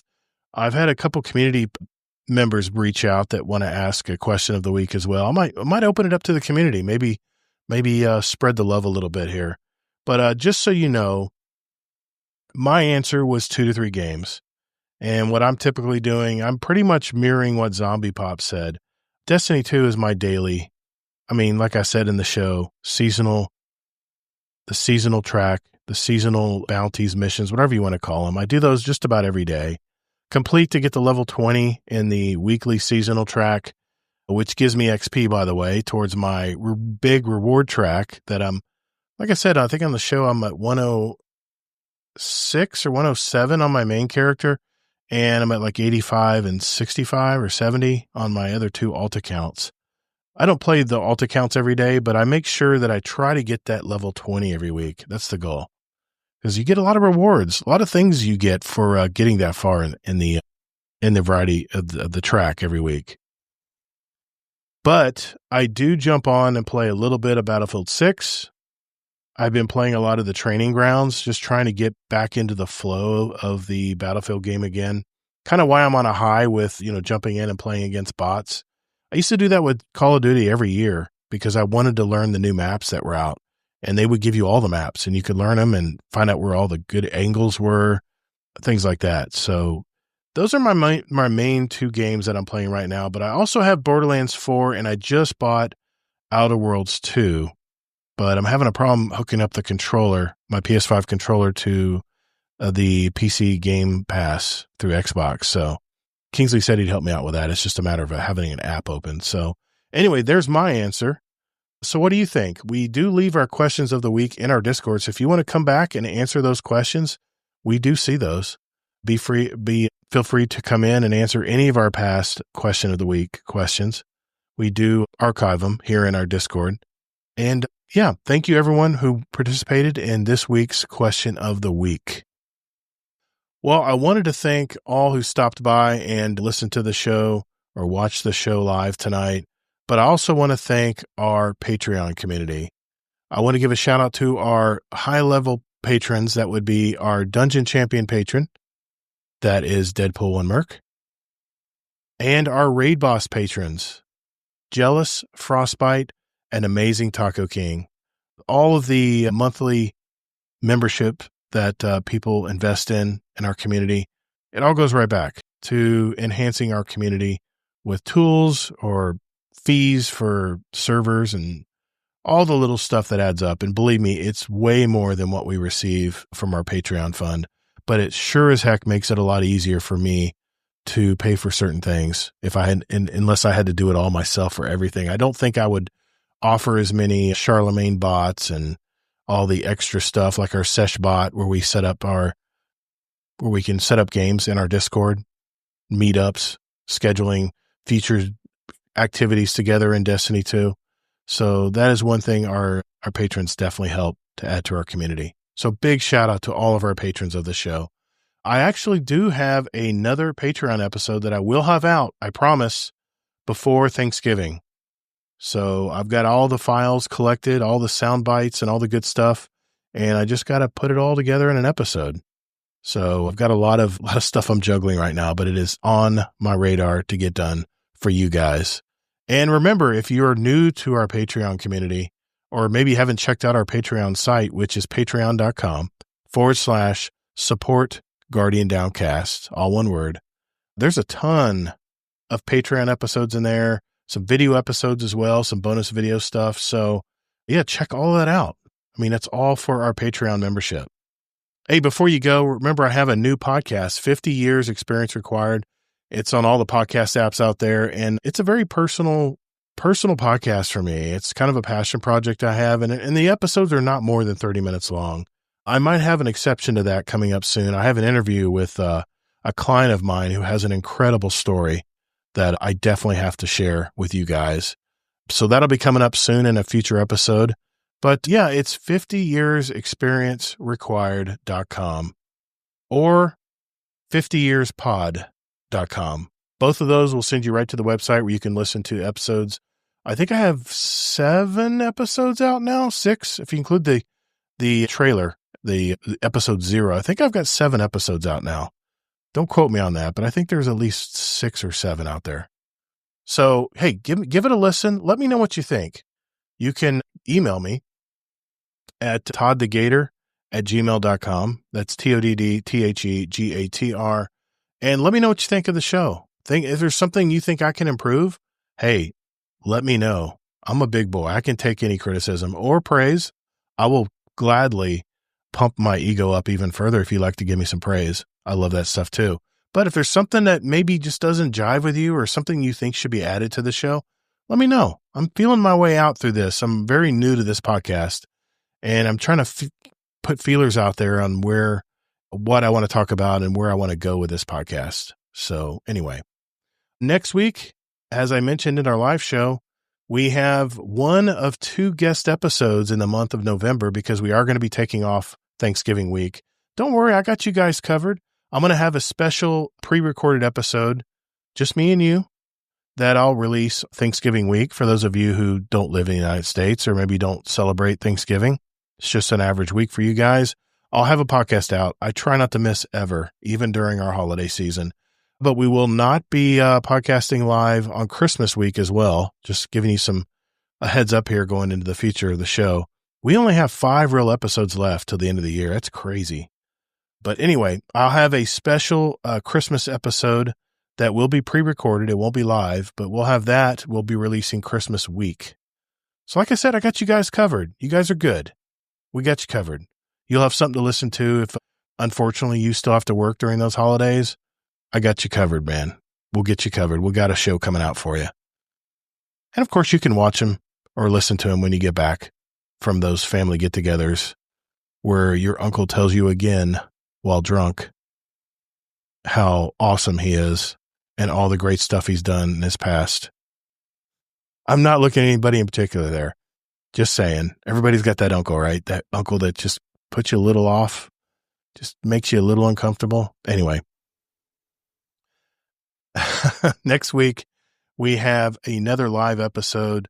Our guest will be Willem Scream, the fantastic Destiny 2 content creator. He's been on YouTube for quite a while now and very popular. He's got almost 100,000 subs on YouTube, and I've quite enjoyed his content. And he reached out, wants to be on the show, and I said absolutely. We figured out a date that would work for both of us, but my mouth doesn't work. We picked out a date that works for both of us.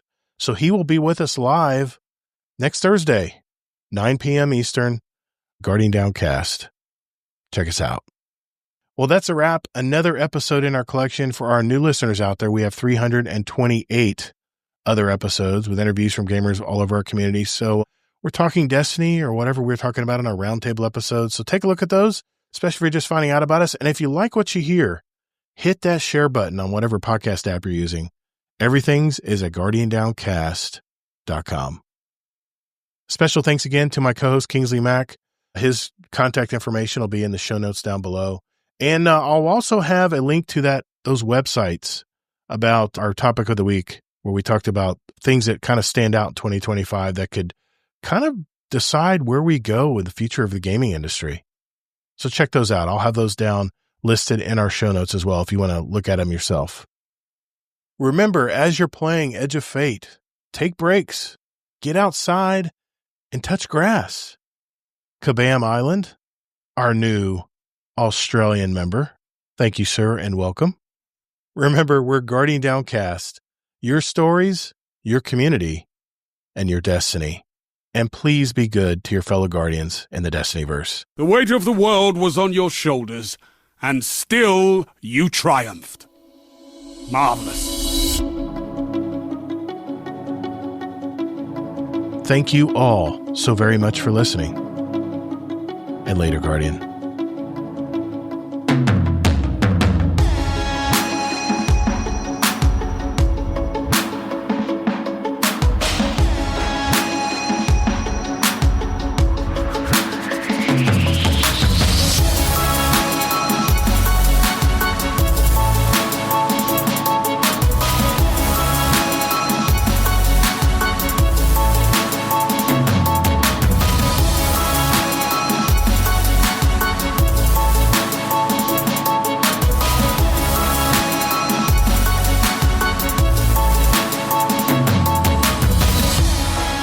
This was a little odd episode. We kind of went all different directions tonight, but hopefully you guys got a lot out of it tonight. And, Kingsley got me thinking last week when I talked about investing in the gaming industry. I had started going down a rabbit hole, and that's what you guys experienced tonight. So we thank everyone who hung out with us tonight, and be good to your fellow Guardians in the Destinyverse. And I'll see you guys in the Discord.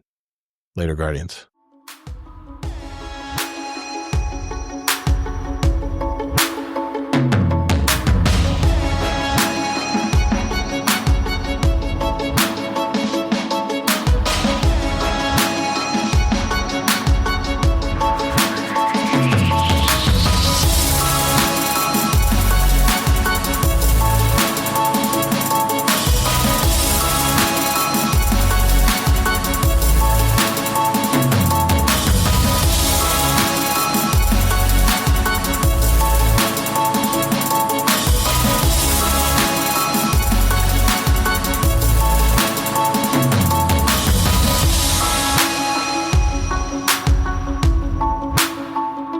Well, that's a wrap.